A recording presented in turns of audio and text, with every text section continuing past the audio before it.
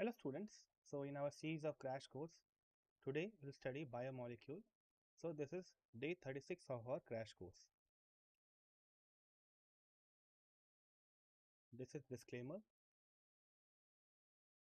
Now here is a table which highlights the exam relevance of biomolecule chapter in JEE from 2018 to 2024. The topic has appeared every year, showing its consistent importance, and this is an easy chapter as well as scoring at the same time. The 3.75 percentage weightage may seem small, but in a competitive exam like JEE, every marks count. It is important to prioritize this topic during revision, and it's a reliable scoring opportunity. So here is the next table.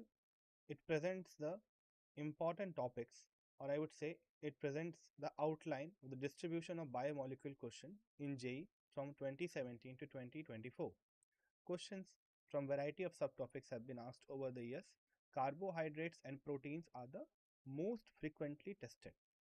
Then nucleic acid have emerged in recent years in 2023 and 24. Occasional focus is given to vitamin and amino acids. Topic difficulty levels are mostly easy to average, making this topic a strategic scoring area. Note the absence of question in 2020. No question from this topic appeared in 2020 exam.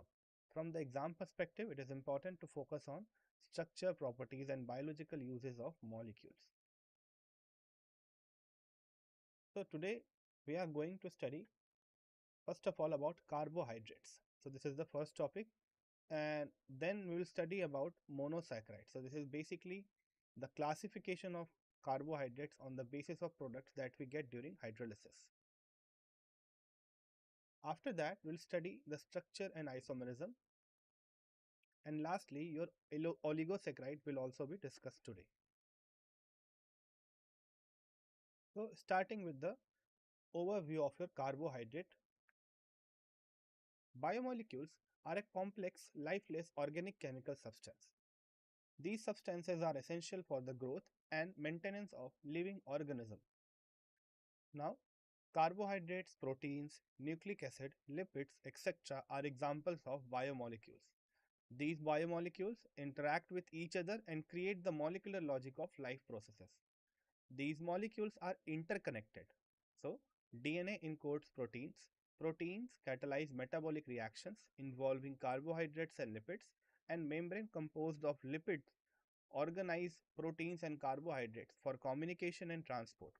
Through this integrated network, biomolecule enable cells to generate energy, maintain structure, transmit information and reproduce, and thereby sustaining the fundamental process of life. Now talking about vitamins and minerals, so they also play an important role in life processes.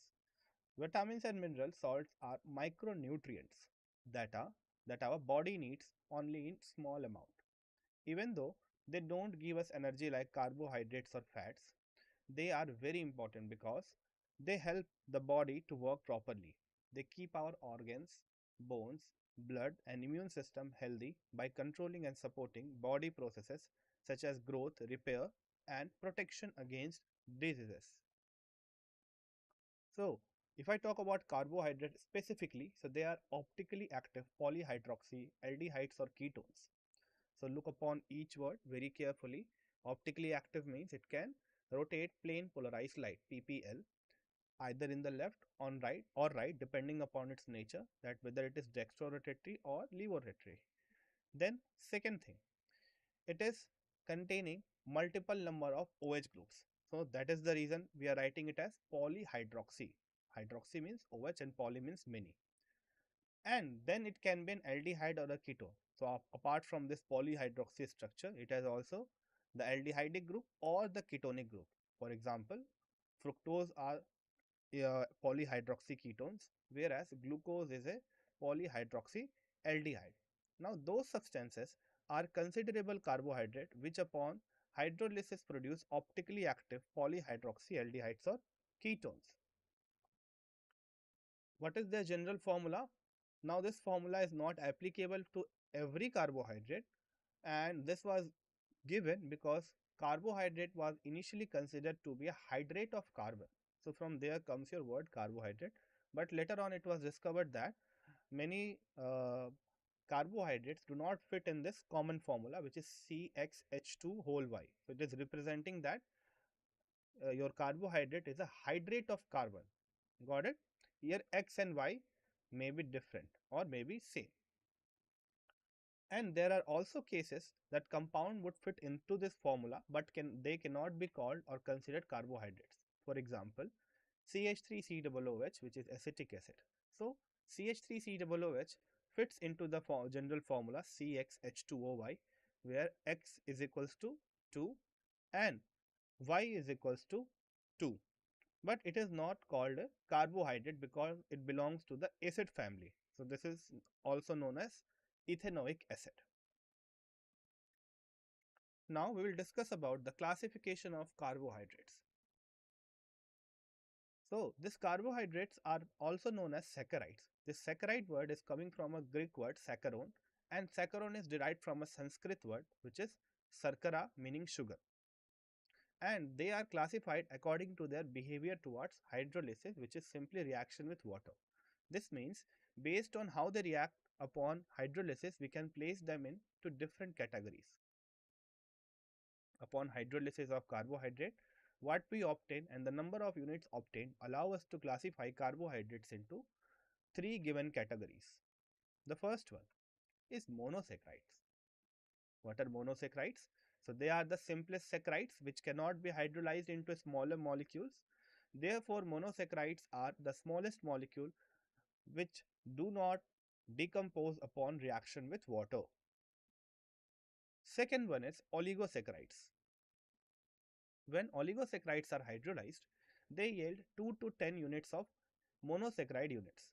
That is, if we hydrolyze oligosaccharide, we will obtain 2 to 10 monosaccharide. This means if we hydrolyze one oligosaccharide, then the count can start from 2 and go up to 10. Now, what about those which do not come under this count? We will talk about this in the next type. Before moving on to that, let us talk about the structure. So their structures are crystals are solid, they are soluble in water and taste sweet. Therefore, they are called sugars. And except for sucrose, all oligosaccharides are reducing sugar because they have a free anomeric carbon that can open into an aldehyde group and can act as a reducing agent. In sucrose, however, the anomeric carbons of both glucose and fructose are involved in glycosidic bond, leaving no free reducing end, which is why your sucrose is non-reducing in nature. The third type of carbohydrate is polysaccharides. When polysaccharides are hydrolyzed and large quantities of monosaccharides are obtained, means there can be n number of monosaccharides. In that case, we will name it as polysaccharides. Now, these are simple amorphous solids insoluble in water and have no taste. Therefore, they are called non-sugars. Got it? So, this saccharide name that you are seeing for carbohydrate is now dropped for the carbohydrate. Why? Because there are many examples of carbohydrates which are not having a sweet taste, meaning they are non-sugars. Got it? So last point, all polysaccharides are non-reducing sugar. So this is very, very important to remember. They don't have a free aldehyde or ketone group to act as a reducing agent. Now we will discuss the classification of monosaccharide further. Based on the functional group, monosaccharides can be classified into two given categories. First one is aldose. What does aldose stand for? So it is basically coming from aldehydic group. So aldose mainly contain an aldehyde group, that is CHO, in which carbon is double bonded to O and single bonded to hydrogen. Along with the aldehyde group, a hydroxyl group is also present in which O is singly bonded to H. Examples of aldose are glucose and galactose. In glucose, aldehyde and hydroxyl groups are present. The same is true for galactose. Therefore, it comes under the aldose category. Next is ketose. As the name suggests, ketose are mainly ketone containing groups, which is C double bond O, and along with it, a hydroxy group is also present, right? So with the C, we have two alkyl groups, and in the whole structure we will find multiple or single hydroxy group at least. The quick example of your ketose would be fructose. Now we will study about glucose, which is our first monosaccharide. Glucose is an aldohexose because it has 6 carbons. So for 6 we are writing it as hex long and aldehydic functional group. So that is why we are writing it as aldo. And these 6 carbons and aldehydic group both are present in your glucose structure, and therefore we call it as aldohexose. There are many more examples of aldohexose like talose, or we can have ultrose, we can have mannose, and so on. Now glucose can be made from sucrose and starch. Let us look at their reactions one by one. When C12H22O11, which is sucrose, was hydrolyzed, that means reacted with water in the presence of acid, it yields a mixture of glucose and fructose. Glucose C6H12O6 plus fructose C6H12O6. So both have the same formula, only the structure is varying in both of them. So you can call both of them as isomers, structural isomers, I would say. Now, starch, whose chemical formula is C6H10O5 whole N, is being hydrolyzed with N number of water molecules. That too at 393 Kelvin temperature and 223 atmospheric pressure. Then we can get N numbers of C6H12O6 molecule, which is glucose. So there are two methods, sucrose and starch, from both of which we can prepare glucose through different methods. Now we will discuss about the properties of glucose. So let us look at some important properties of glucose one by one. Glucose, as I said, is an aldohexose. Aldo means aldehyde and hexo means 6 carbon. It is also called dextrose. Why dextrose? Dextrose because it can rotate the plane polarized light. Okay, you know it. They are optically active, so they can rotate plane polarized light at right direction. Okay, so there are two directions. If it is rotating it through the left one, we call it as levorotatory, and if it is rotating it right, then we call it as dextrorotatory or dextrose. Again, it has another name which is known as grape sugar. Got it? Now this is a monomer of starch, glycogen and cellulose. If we heat glucose with Hi for a long time, then it forms N-hexane, which shows that all 6 carbon atoms are linked together in a straight chain. When glucose reacts with hydroxylamine, an oxime is formed, and when it reacts with a molecule of hydrogen cyanide, a cyanohydrin is formed. This reaction indicates that a carbonyl group, that is C double bond O, is also present in the glucose. Then, talking about other properties regarding the structure, when glucose reacts with a mild oxidizing agent like bromine water, it gets oxidized to form 6 carbon carboxylic acid. This indicates that the carbonyl group is present in glucose in the form of an aldehyde group. If we perform the acetylation of glucose with acetic anhydride, we obtain glucose pentaacetate, which confirms that 5 OH group are present in your glucose. So one by one we are telling about the structure of the glucose. Upon oxidation with nitric acid, which is a strong oxidizing agent, both glucose and your gluconic acid yield a dicarboxylic acid, which is called saccharic acid. This indicates that a primary alcoholic group is present. Lastly, when a glucose is heated with excess phenylhydrazine, a crystalline product is formed, which we call as glucooxazone. Glucooxazone. So this reaction is known as osazone formation. This is very popular and is often asked in your exams. We will talk about this in the question part about the specific reaction. Now we will discuss about the cyclic structure of glucose. Glucose forms a 6-membered ring in which the hydroxyl group OH, which is present on C5, C5 means the carbon at the 5th position, is involved in the ring formation. Consequently, the CHO group is absent here, and this explains the existence of 2 cyclic forms of glucose. The cyclic forms of glucose exists in equilibrium with its open structure, as shown in the Fischer projection. So this is your Fischer projection. You can see here glucose has two cyclic form, alpha D glucose and beta D glucose. Open chain structure of glucose is given in the middle. The first carbon has a double bond O, that means a carbonyl group is attached. So this is first carbon in our aldehyde group. The second, third and fourth and fifth carbon each carry a hydroxyl group, and the sixth carbon has two hydrogen and one hydroxy group. Now what will happen?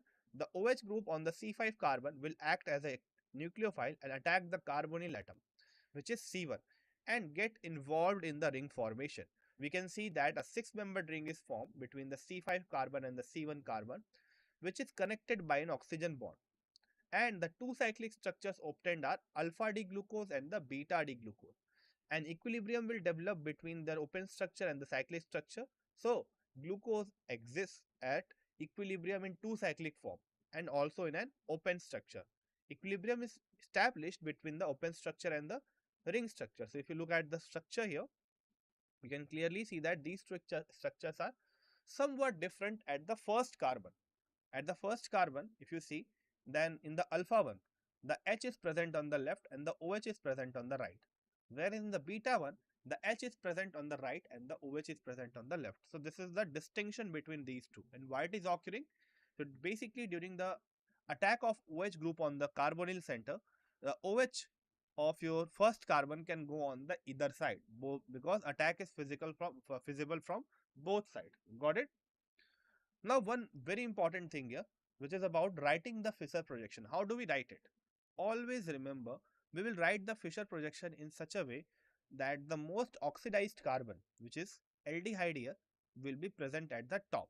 You can see that the first carbon is containing a carbonyl center, so it is the most oxidized form. Then the least oxidized form, or I would say the highly reduced form, will be present at the bottom. You can see here that this sixth number carbon has two hydrogens apart from OH. So it is reduced as compared to fifth, fourth, second, third and first carbon, and that is the reason we are putting it at the bottom of the structure of Fischer projection. Got it? And you should also follow this same pathway while writing the Fischer projection. Now, moving on to the Haworth projection of the cyclic structure of glucose. The cyclic structure of glucose can be more accurately represented through Haworth projection. Here, Haworth projection of cyclic forms are shown. The first is the alpha D glucopyranose and the second is beta D glucopyranose. So this is our six-membered cyclic structure in which an oxygen atom is formed. At each carbon position of alpha D glucopyranose, for example on the first carbon, H and OH. On the second also H and OH, and on the third also H and OH, but in the opposite orientation. On the fourth H and OH, and on the fifth H and CH2OH are attached.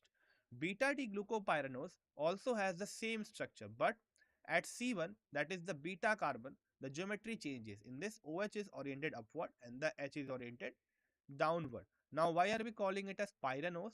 So, the pyrene structure, which involves 5 carbons and 1 oxygen, is classically symbolizing your glucose, alpha D glucose structure. So, we are naming it as alpha D glucopyranose.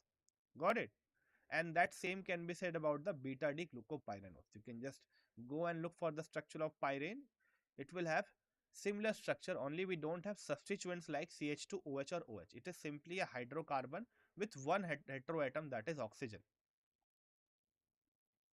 Next, in alpha D glucose and beta D glucose, the configuration of anomeric carbon, that is the C1 carbon, is different. Because of this, they are also called anomers. So C1 carbon is also known as the anomeric carbon. You will remember this.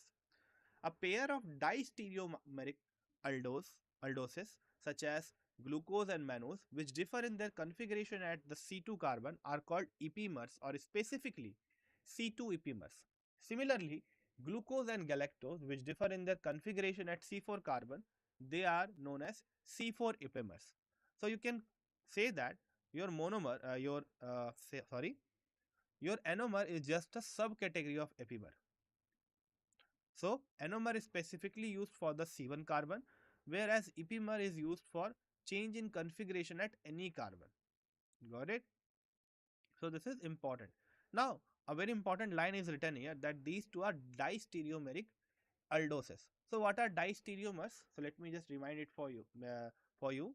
So those species which have the same structure, but the stereo is changed at only one position, then we call it as the distereomeric aldose, given that that specific structure has multiple stereo centers. So if you look at the structure here, all of the carbon, that is C2, C3, C4, C5, they have the same orientation of H and OH or H and CH2OH. But there is only change at the first position of your alpha D glucopyranose and beta D glucopyranose, and that is the reason they are known as distereomers. Similarly, we have another important term known as enantiomer. In that case, the whole structure is being inverted. Okay, here only one center is being inverted by putting your OH at the top and H at the bottom in beta, whereas H on the top and OH in bottom in the alpha. Moving to the properties of fructose. So this is our next carbohydrate, I would say monosaccharide. Fructose is an functional isomer of glucose and it contains a ketonic group. When we hydrolyze sucrose, which is a disaccharide, we obtain both fructose and glucose. Fructose exists in two cyclic forms. Cyclic form are obtained when the OH group, similar to the case of glucose, at the C5 in open structure of your fructose reacts with the C double bond O group, that is the carbonyl group. At the C5 position, the OH group will react with the C double bond O group, and this will form two cyclic forms of fructose. The ring that is formed is a 5-membered ring and is also called furanose. So here your fructose has a resemblance with the furan structure, similar to the case where your glucose was having a resemblance with the pyrene structure. So you can see the structure here, both open and the cyclic form of fructose are given. Alpha D fructofuranose and beta D fructofuranose are the cyclic forms of fructose, and D fructose is the open structure of fructose. So if we look at the open structure of the first carbon is the carbon of CH2OH group. The second carbon is doubly bonded to oxygen, and the third, fourth and fifth carbon each carry a hydroxyl group, and the sixth carbon is the carbon of CH2OH group. Now, the OH of the fifth carbon will join with the C double bond O and form alpha D fructofuranose and beta D fructofuranose, depending upon the respective position after the reaction. Okay, you can clearly see that in the case of alpha D fructofuranose, your CH2OH is present on the left hand side and the OH is present on the right hand side for the C2 carbon. Similarly, for your beta D fructofuranose, the C2 carbon has CH2OH on the right hand side, whereas OH on the left hand side, opposite to that of the alpha D fructofuranose. Apart from that position, all other carbon have the same configuration of the OH and H groups. Got it? Now, we will look at the Howarth projection of the cyclic structure of fructose. Similar to the case of glucose, the cyclic form of the two anomers of fructose can be represented by the Howarth structure, which we will now see in the figure given here. Here, the Howarth structure of the cyclic form are shown. The first is alpha D fructofuranose and the second is beta D fructofuranose. Where oxygen is part of the cyclic structure, the C1 carbon is of CH2OH group and C2 has a CH2OH group and an OH group. On C3 there are OH and H. On C4 again there are OH and H. Similarly on C5 we have H and CH2OH. So this is our alpha D fructofuranose. In beta D fructofuranose there is a downward shift of C1. So the CH2OH comes down, everything else remains the same. So this is our beta D fructofuranose. So these are the two anomers of the cyclic structure of fructose. Got it? Now we will lastly move on to oligosaccharides. So what are oligosaccharides? So they yield 2 to 10 monosaccharide unit on hydrolysis, and that is the reason they were named as oligosaccharides. After hydrolysis, they are classified based on the number of monosaccharide units obtained. So it can be a disaccharide if 2 units are obtained, a trisaccharide if 3 units are obtained. Similarly, we have tetrasaccharides and so on. So based on hydrolyzing oligosaccharides and the number of monosaccharides obtained, we have disaccharides which contain 2 monosaccharides. We have trisaccharide, that means 3, and then tetra, which means 4. In this way, oligosaccharides are divided. But here we will be discussing only about the disaccharides, the important disaccharides. So examples of disaccharides are sucrose, maltose, and lactose. Then I said it earlier, so we have something which is known as reducing and non-reducing sugar. And I said it at that time that sucrose is the only non-reducing disaccharide. All other disaccharides are reducing in nature, and for this reason they are also known as reducing sugars.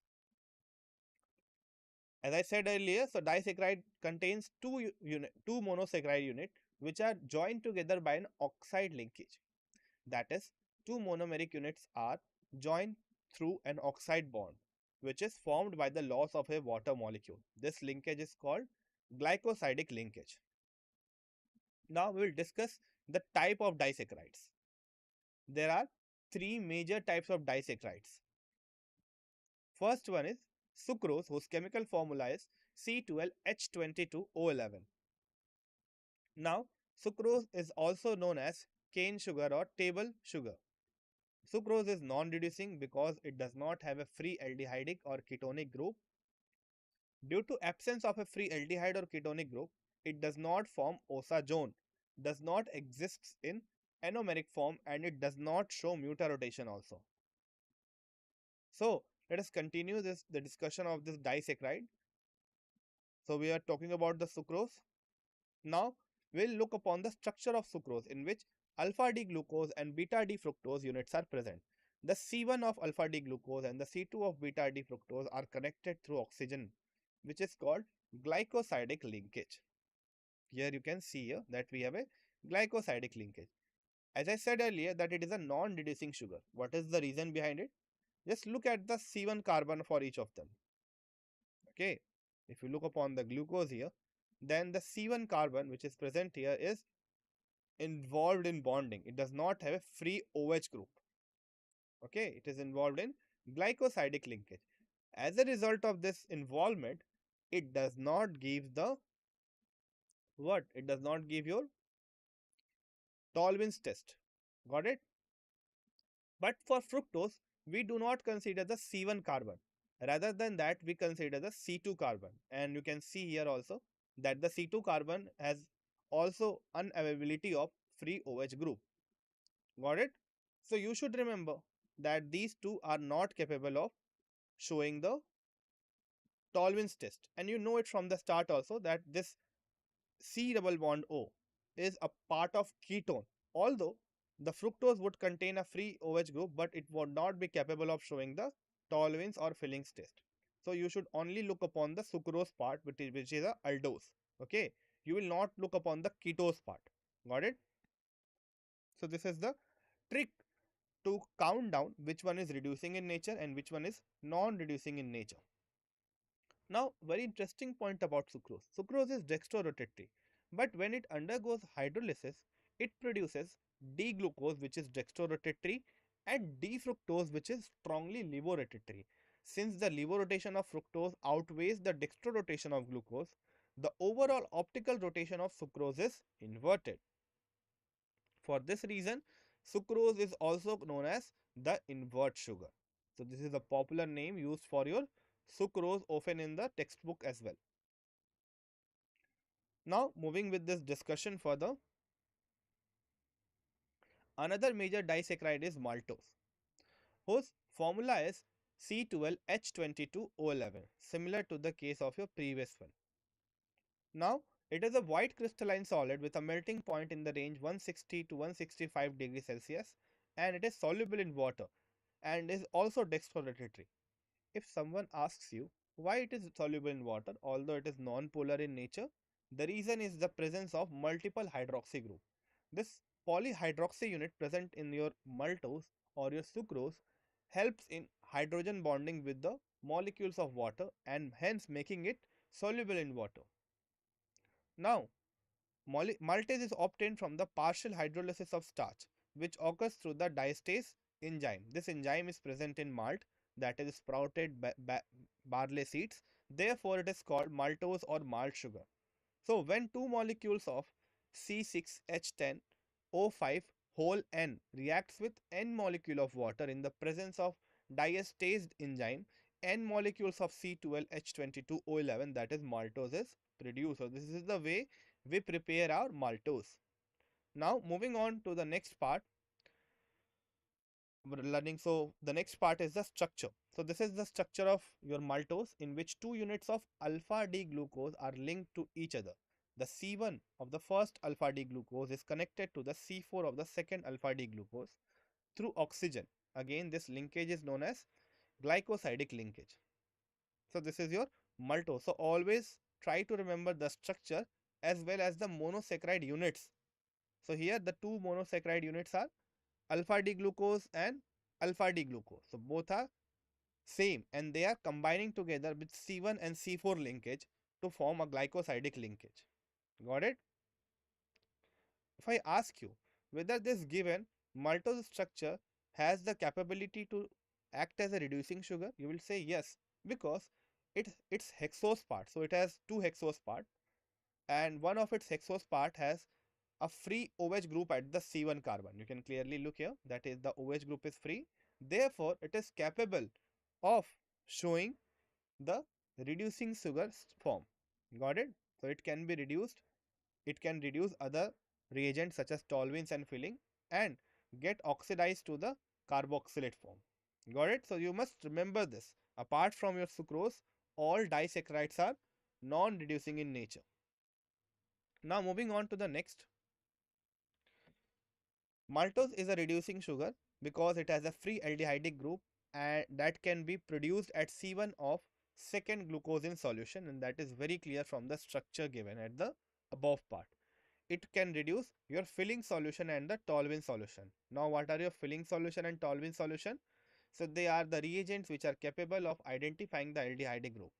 Your fillings test and your toluene test are the famous one, right? So, filling solution is composed of two parts, filling solution A and filling solution B. So, I am leaving it to you to recite the names of the specific reagent. Got it? Now, maltose can form both oximes and oxazone. Why? Because of the free aldehydic group at the C1 position, and hence it can also exhibit mutarotation. Lastly, when it is hydrolyzed with dilute acid or enzyme maltase, so maltase is the enzyme which is used to break down this maltose, it forms two molecule of D plus glucose. That is, when we break down maltose, we will get 2D plus glucose of alpha type. Okay, you must remember this is very important and often asked in your exam as well.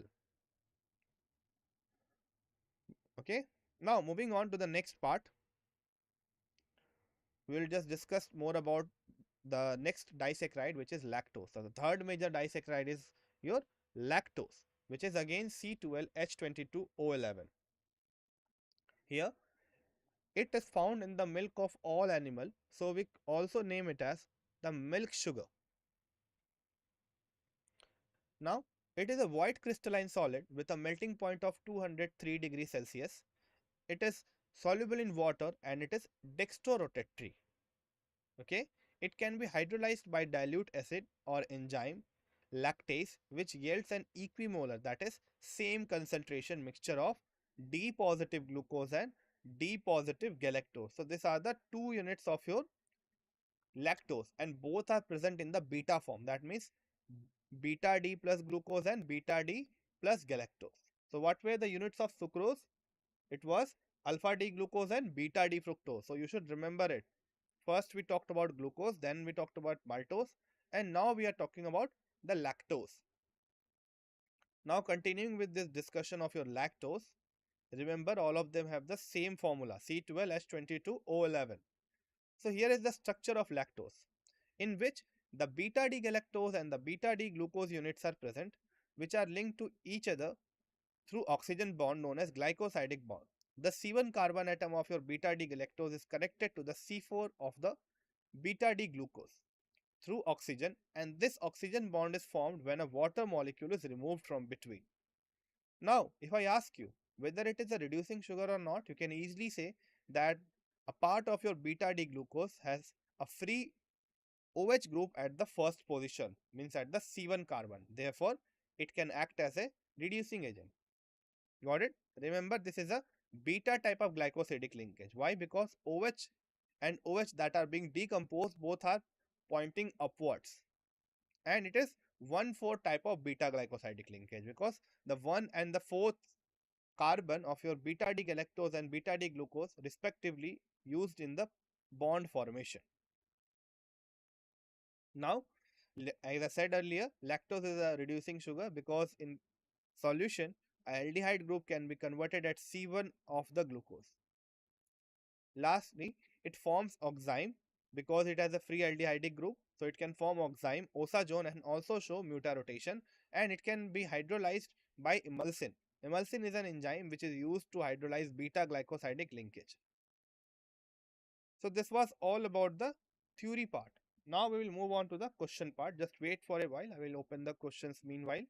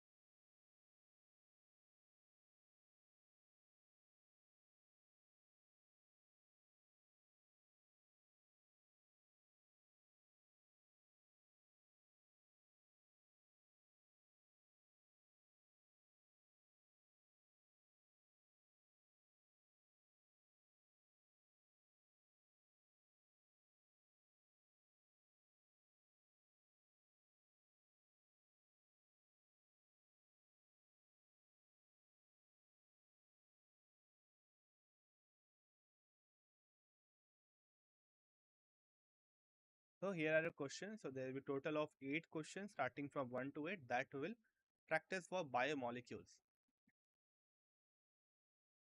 Starting from the first one.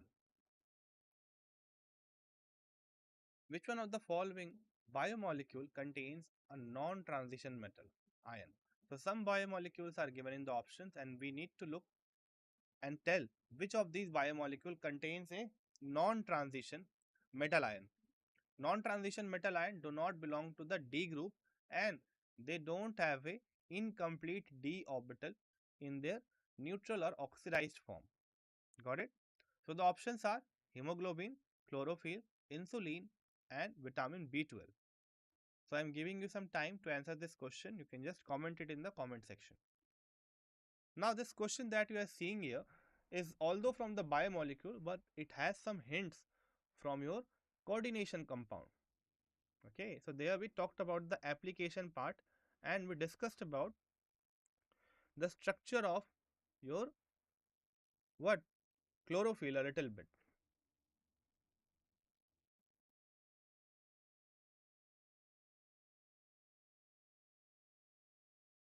So anyone who can give the answer? Okay, so we have answer here option C.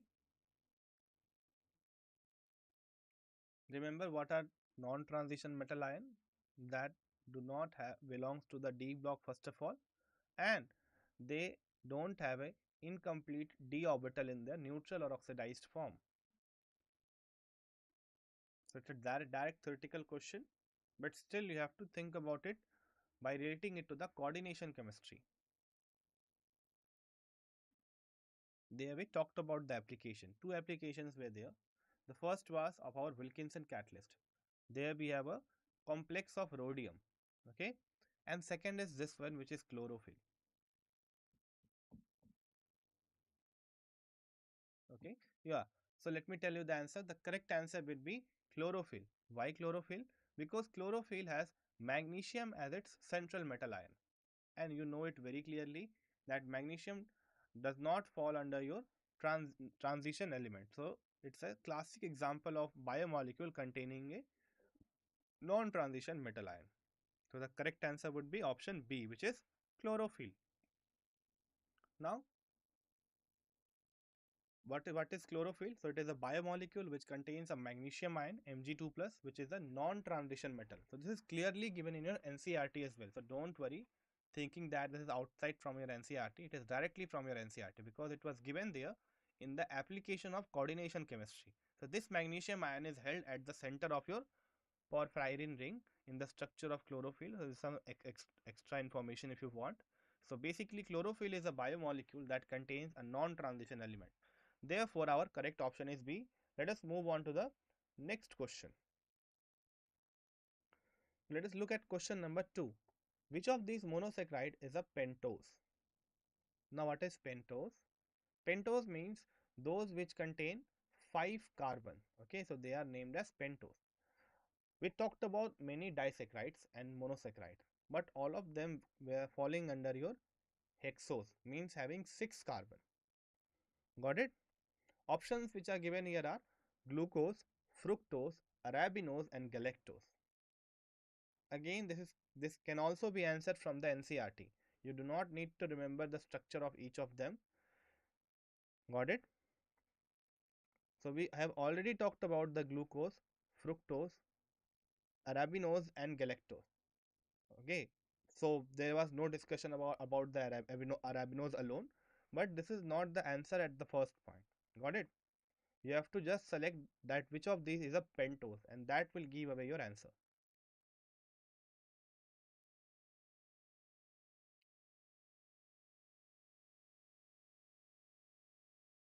What will be the correct answer?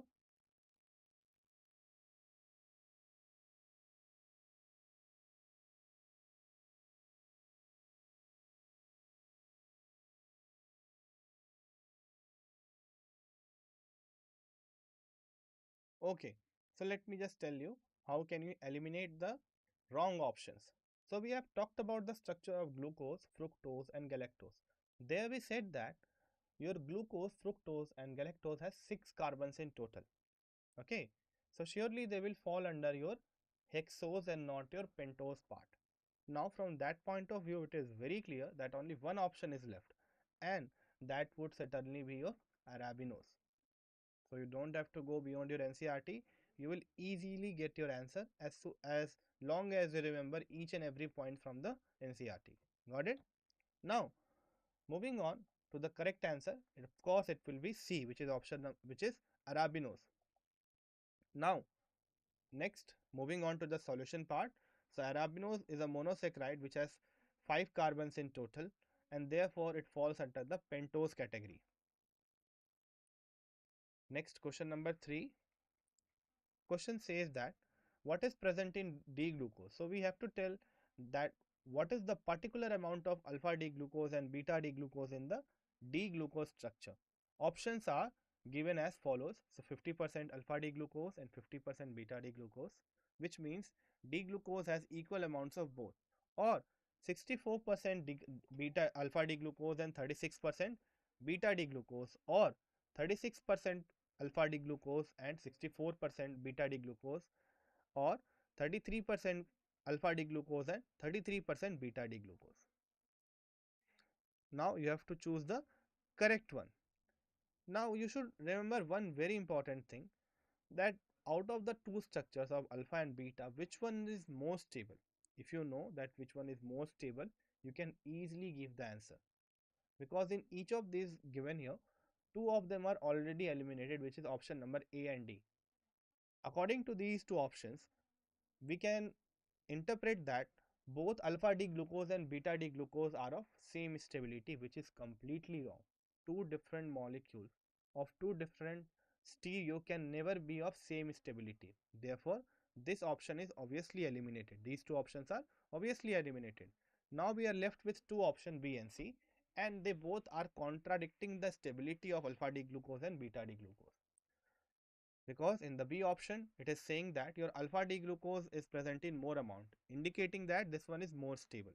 Similarly, in the option C, the beta D glucose is present in a greater amount, indicating that beta D glucose is present in greater amount. Now you have to decide first of all which of these two structures is indicating a stable structure. Remember, what is the orientation of your CH2OH group in both of them, and then you can easily get your answer from that point.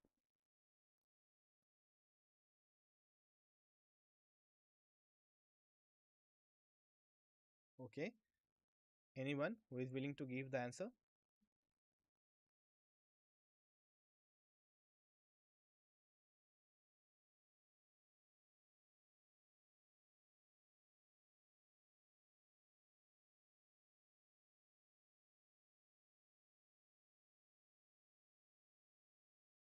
So the correct answer would be C, which is 36% alpha D glucose and 64% beta D glucose. Why is it? What it is indicating? It is indicating that beta D glucose is more stable. Now let us discuss the solution. So D glucose exits in two cyclic structure in aqueous solution. So as soon as you dissolve D glucose in water, no matter what percentage of alpha D and beta D are present in the D glucose, it will just stop at a point where the equilibrium is reached and the percentage of alpha D glucose is 36 and the percentage of beta D glucose is 64. Now, why the beta D glucose is more stable? Because in the beta D glucose, your heavier group is present in the down part and hence experiencing less steric hindrance. Now, you can only remember that your beta D glucose is the most stable out of the two forms of your glucose. Got it? So, this is a very important point. Moving on to the next question, question number 4. So, this was asked in JEE Main 2018. Question says that if we hit glucose with HI for a longer time, what we will get?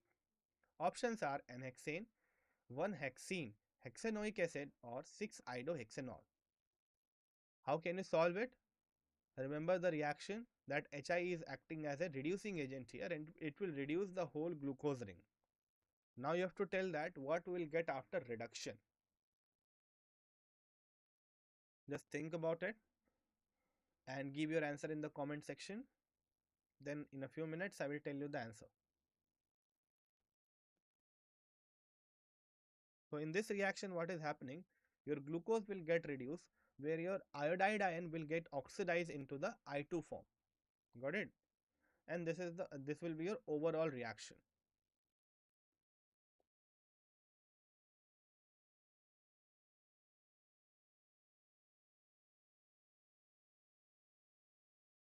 Yes. So we have an answer here, option A. Obviously the correct answer would be option number A. So in most of the cases you will see questions from the reactions of carbohydrate like this one. Okay. Now the correct option will be option A, which is N-hexane. Now let us discuss the solution. So it is very simple. Hydrogen iodide, which is HI, is a strong reducing agent. A reducing agent means one that itself gets oxidized and reduces others.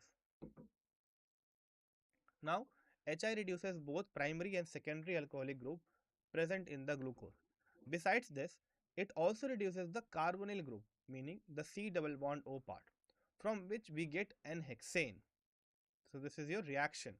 As we can see in the diagram, we have the structure of glucose in which the carbonyl group is present, which is an aldehydic group, meaning Hc bond and O, Hc double bond O. And there is also a secondary alcoholic group, which is CHOH whole 4. Why secondary? Because the hydroxyl group is attached to a carbon that is directly attached to two carbons on the contrary part. That is why we call it as a secondary alcoholic group. And there is also a primary alcoholic group in the structure of glucose. The primary alcoholic group is present at the bottom part. Why primary alcoholic? Again the same logic, because here the OH containing carbon is only attached to one carbon directly. That is why we are calling it as primary alcoholic group. So when we heat glucose with HI, especially when heated for a longer time, we get N-hexane. Therefore our correct option would be A. How we are saying it that your given structure is getting reduced? It's very obvious, because we are removing oxygen from the glucose structure and we are adding hydrogens here. And we know from the classical definition of your redox that addition of oxygen is oxidation and removal of oxygen is reduction. Similarly, the addition of hydrogen is reduction and the removal of hydrogen is oxidation. So that is clearly been depicted in the given reaction. Therefore, it is a reduction reaction and reduction of your glucose to n-hexane. Now, why this test is very popular? This test help us to confirm that your given glucose has a structural feature of having 6 carbons. So, this is basically a series of tests that was used earlier to identify the structure of glucose, and this is one of them which is telling us that your glucose has 6 carbons in total, because upon the reduction of glucose we are getting n-hexane, a hydrocarbon consisting of 6 carbon. Moving on to the next question. So this question says that what do we call the two forms of D-glucopyranose which are obtained from the solution of D-glucose? Options are given as isomer, anomer, epimer or enantiomer. So let us first draw the structure. Just think about the structure of your two forms of your D-glucopyranose. Okay, and then try to identify that whether they are anomer or epimer or isomer or enantiomer.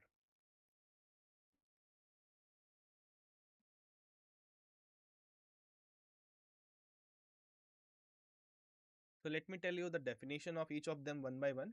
So isomer are those species which have the same formula but different structure or different stereo. Okay. Second one is the anomer.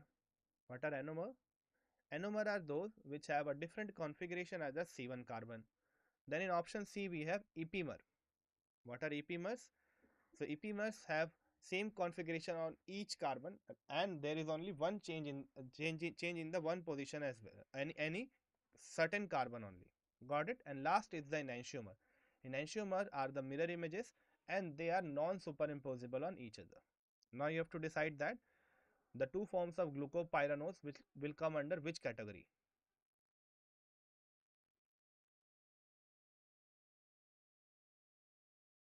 So what will be the correct answer?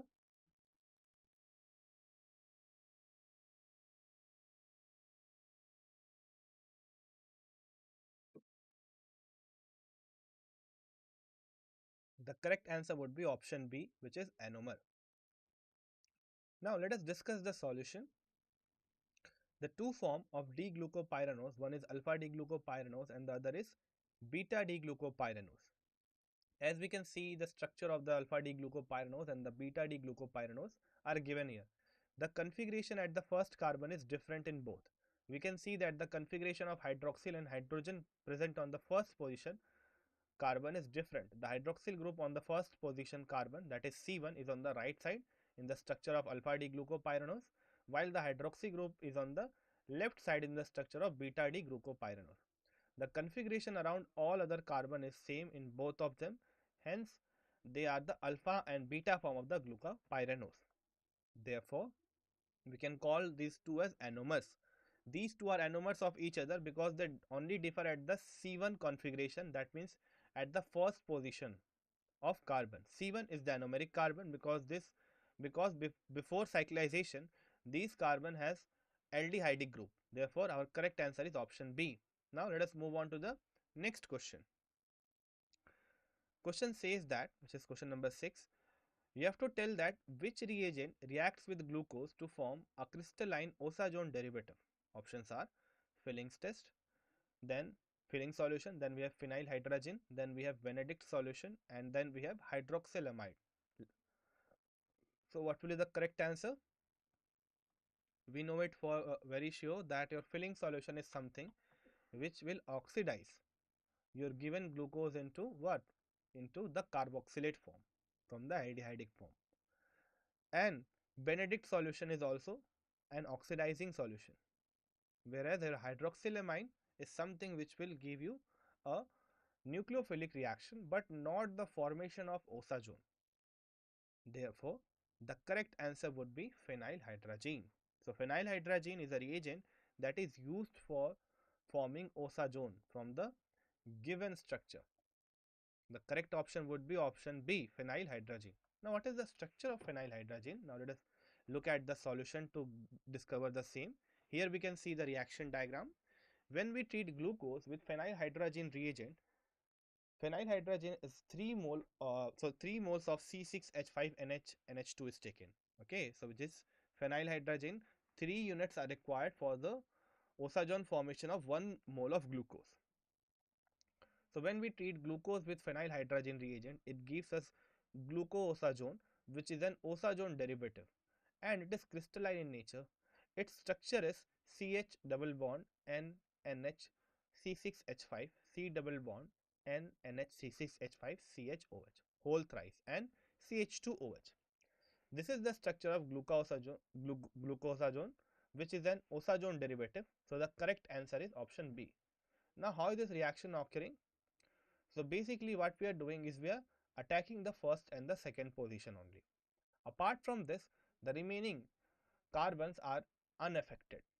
Okay, so this is something which is very important to remember, that in the case of your glucose, your osazone formation is only affecting the first 2 carbon, and that is true for all other carbohydrates as well.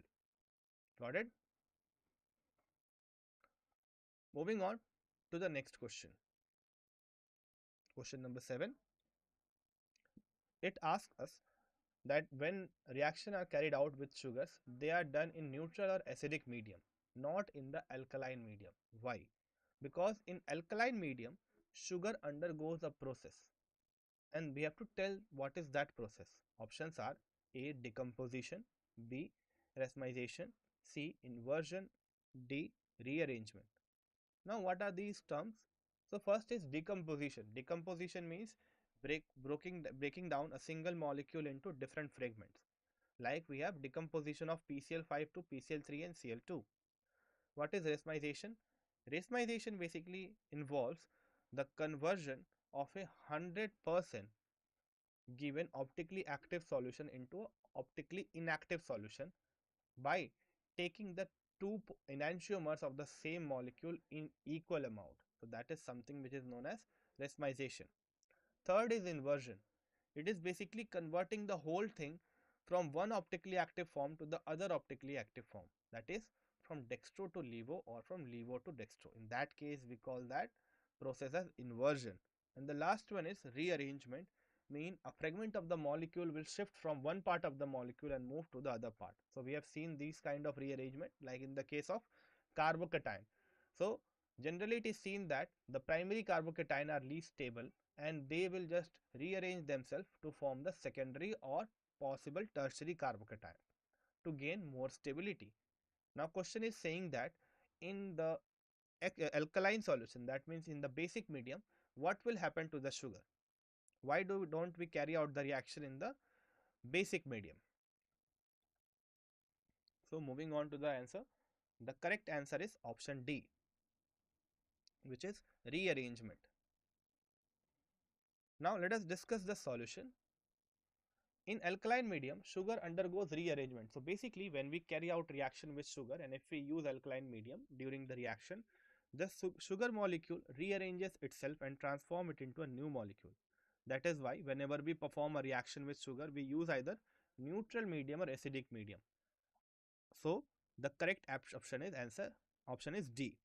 Now why are we telling it? Because the OH group is capable of converting your aldehydic, your OH to aldehydic group. You have seen it in the start that your cyclic structure is present for the glucose and all, and that is containing only OH group.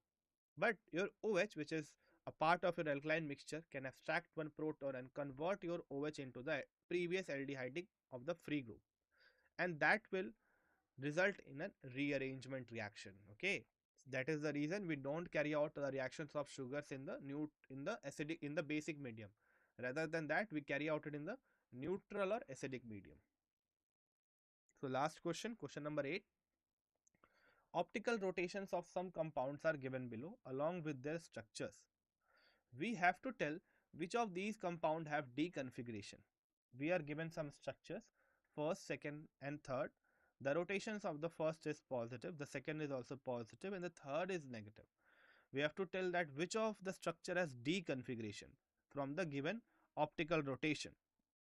Options are first, second, third, B, second and third, C, first and second, and D, only third. How you will differentiate between D and L? So there is a very short trick for it. Before that, I will give you some time to give the answer. It's a very easy one if you know that trick, or else I will tell you that trick.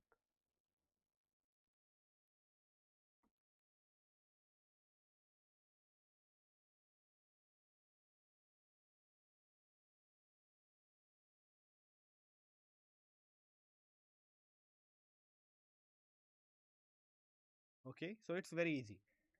Here you can see that three structures are given. Now look at the last carbon. So from the top, look at the last carbon.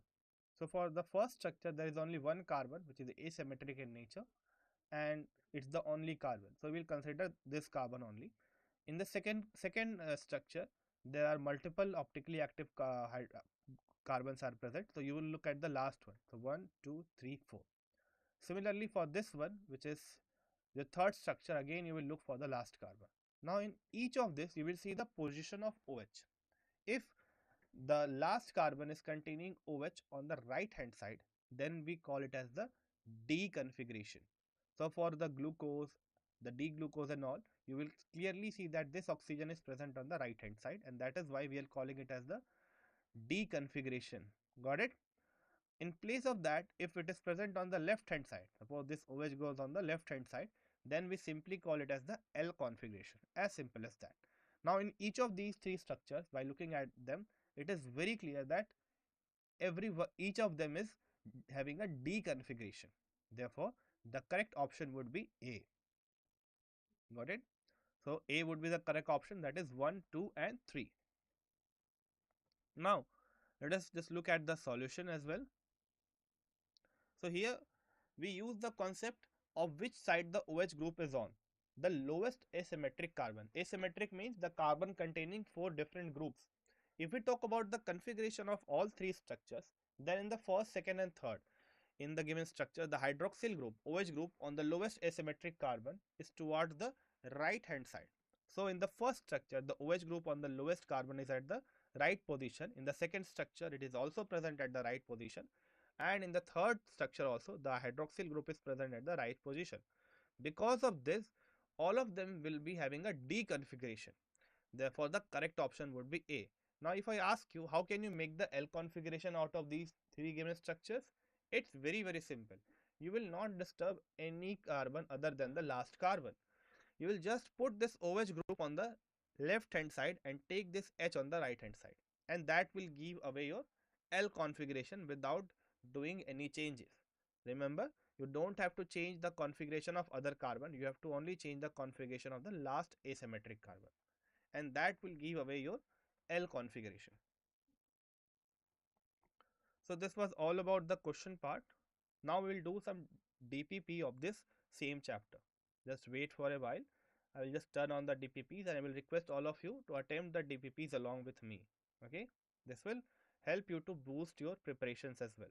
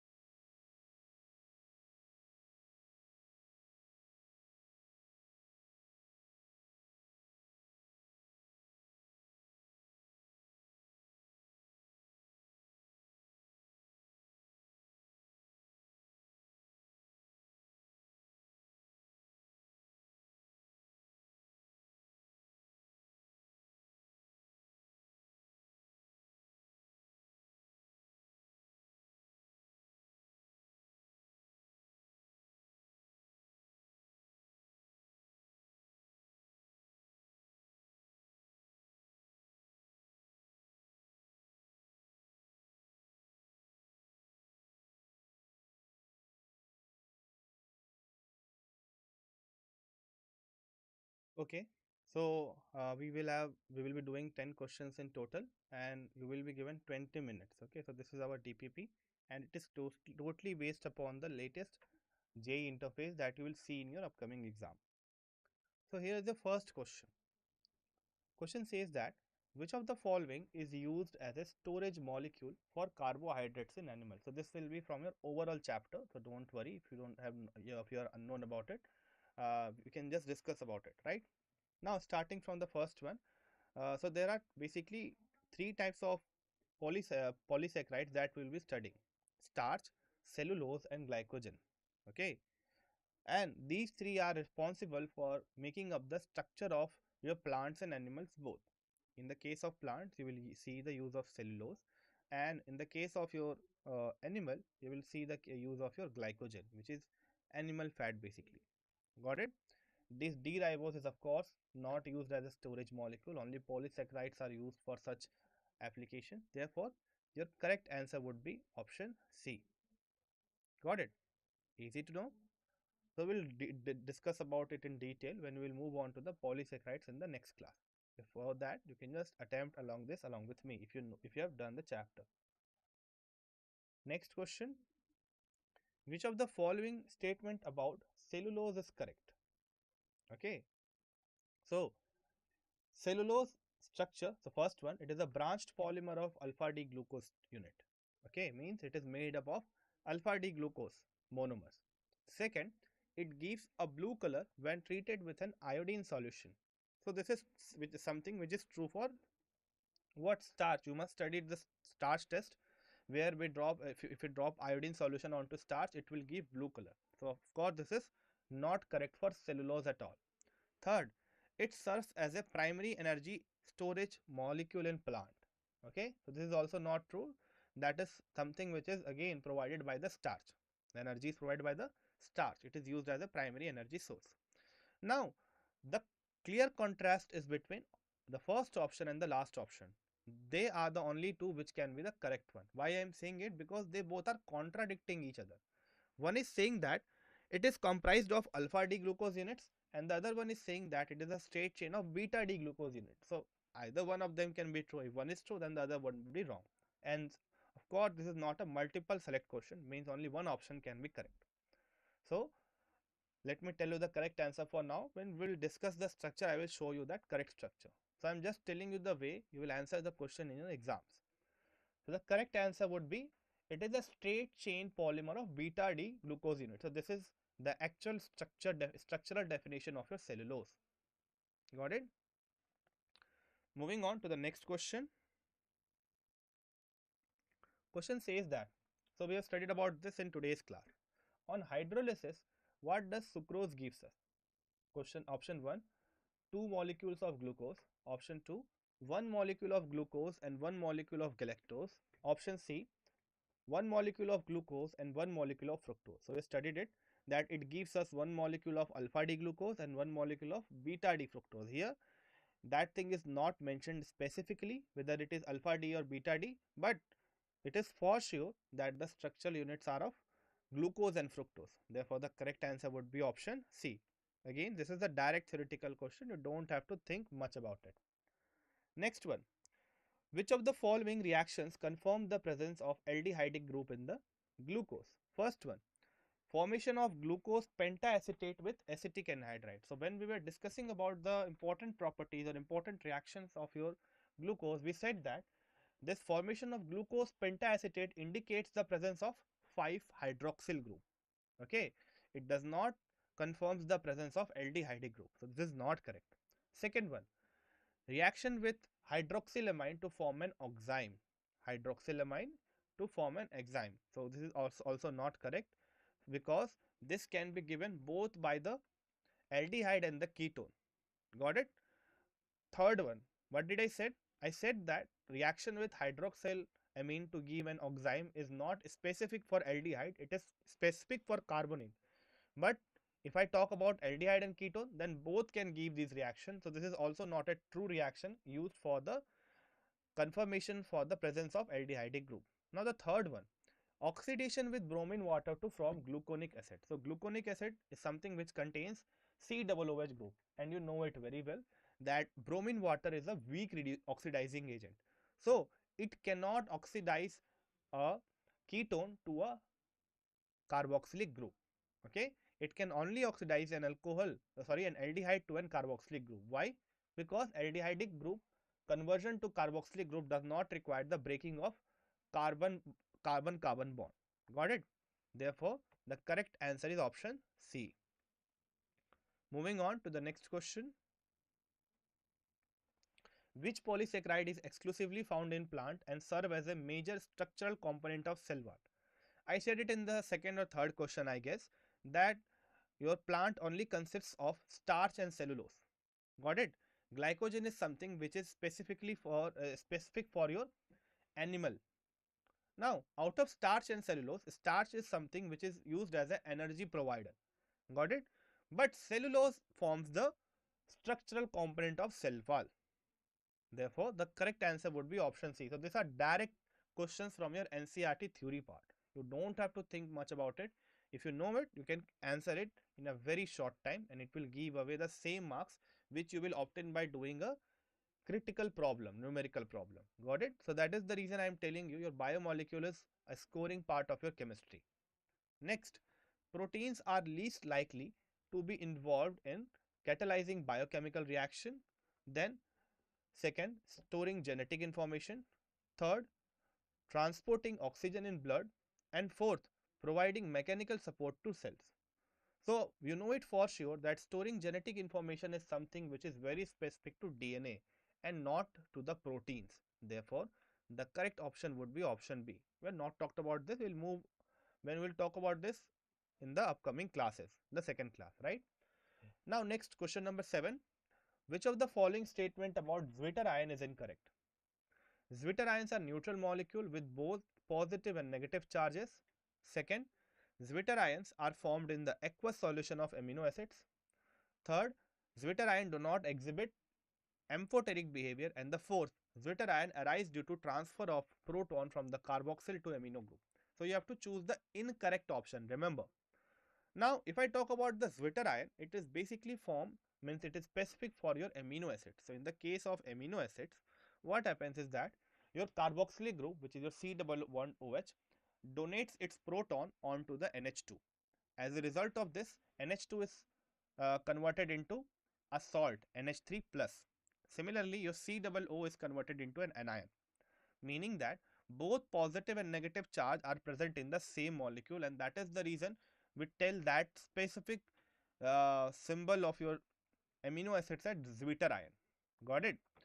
So, according to this theory, it is very true that Zwitter ion are formed in the aqueous solution. Yes.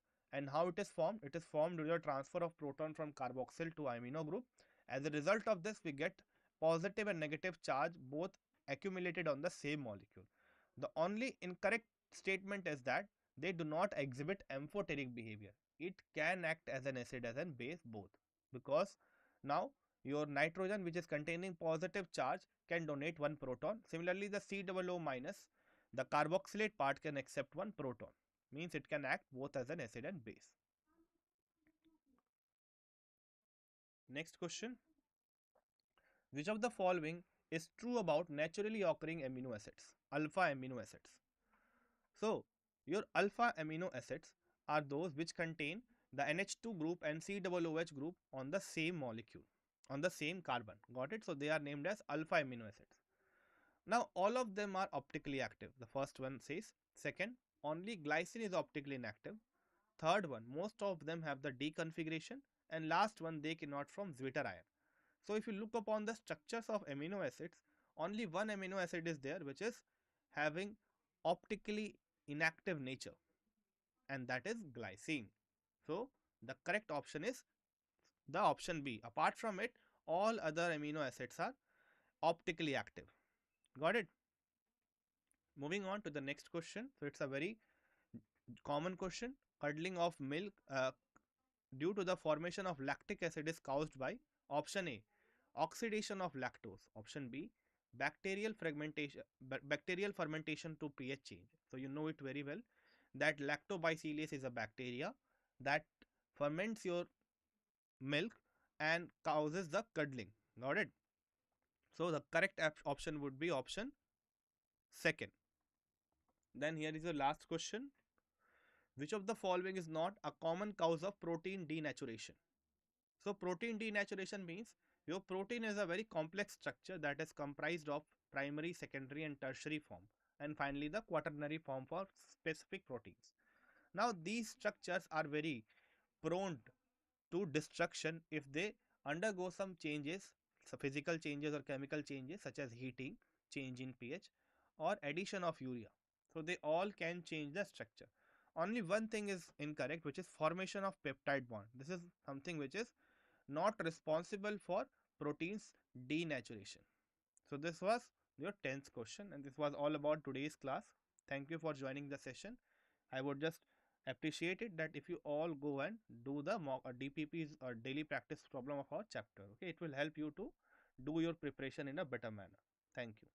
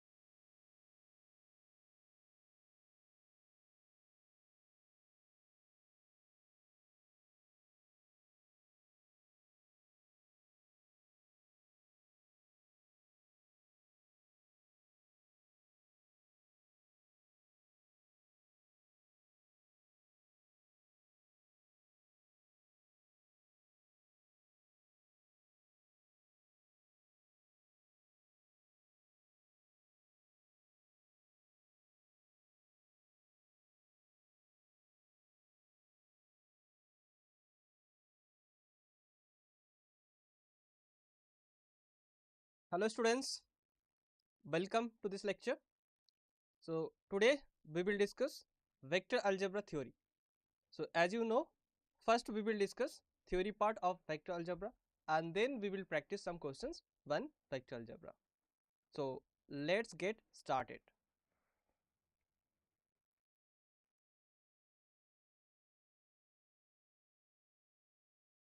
This is our disclaimer.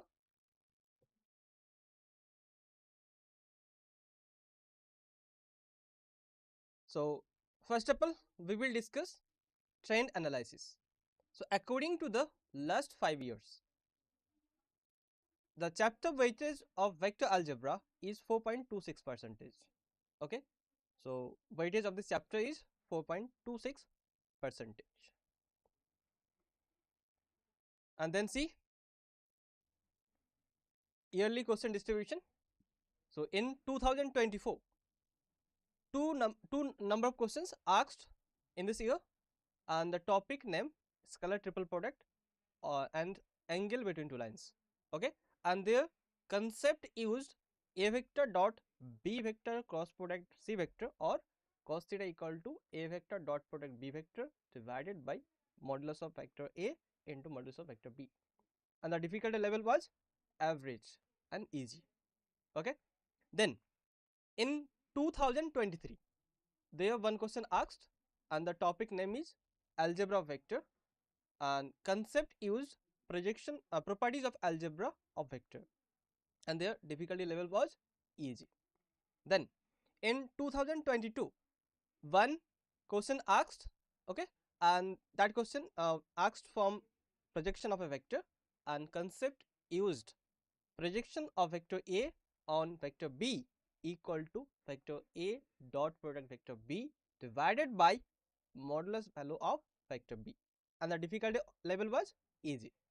Then in 2021, there one question asked and the topic name was projection of a vector and concept used projection of vector a on b. Okay, you know well this formula. So there, to solve that problem we use this formula. Then difficulty level was easy. In 2020 one question asked and the topic name is dot product of two vectors and concept used to solve that problem dot product. Okay, and difficulty level was average. So from this chapter, easy to average question asked, okay, and at least one question asked in JEE main exam. Okay, so you should focus on this chapter and you should study this chapter very well. Okay, so I hope you are ready to start. Okay, so let's start which topic we will cover in this lecture. Okay, first see here which topic we will cover. So first of all we will talk about vectors and scalars. Okay, so there we will see what is vectors and what is scalars. Okay, what is the definition of vectors and what is the definition of scalars. Then after that we will talk about the types of vectors. So there are some different types of vectors. Okay, then we will talk about them, and then we will understand the addition, subtraction and scalar multiplication of vectors. Okay, so there we will understand some law, okay, and some properties on addition, subtraction and scalar multiplication. Okay, then we will talk about some important results related to vectors. Okay, so there are some important results that will help you to solve problems on vector algebra. Okay, so that results we will learn. After that we will talk about angular bisectors. Okay, so there we will talk about how to find angular bisectors when the vectors are unit. Okay, and how to find angular bisectors when the vectors are not unit vectors. Then we will talk about position vector. There we will we will discuss what is position vector and how to find position vector. Then we will understand the components of a vector in 2D and 3D. Okay. After that, we will see the vector cross product, and then we will see the scalar triple product. Then we will discuss tetrahedron and its volume. Okay. So there we will see how to find the volume of tetrahedron. Then we will discuss vector triple product. Okay. There we will see how to define vector triple product. Okay. There that we will learn. After that, we will discuss linear combination. Okay. And linear independence and dependence. So there we will see how to uh, how to uh, how to write any vectors in terms of other vectors in linear. Okay. Linear combination.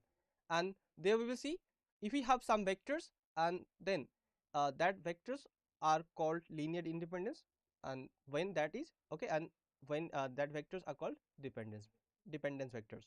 Okay. So these are topics that we are going to discuss. So I hope you are ready with your notebooks and pens. So let's get started. Here first we will discuss the first topic here, vectors and scalars. So let's start with our first topic, vectors and scalars. So you know all physical quantities are divided into two categories. Okay, one quantity is a scalar quantity and the other is a vector quantity. So now what is scalar quantity? So one quantity is a scalar quantity, and that is actually that have magnitude but no direction. Okay. So those quantities which have only magnitude and not related to any fixed direction in space, that quantities are called scalar quantities or simply scalars. Okay. Now see some examples of scalars. So examples of scalars are mass, volume, density, work, temperature, etc. Okay. So volume, density, work, temperature. These are all those vectors, all those quantities, okay, that have only magnitude, okay, and not related to any fixed directions. Yes, hello. Okay. So see, now we will talk about vector quantities. So what are vector quantities? What is the definition of vectors?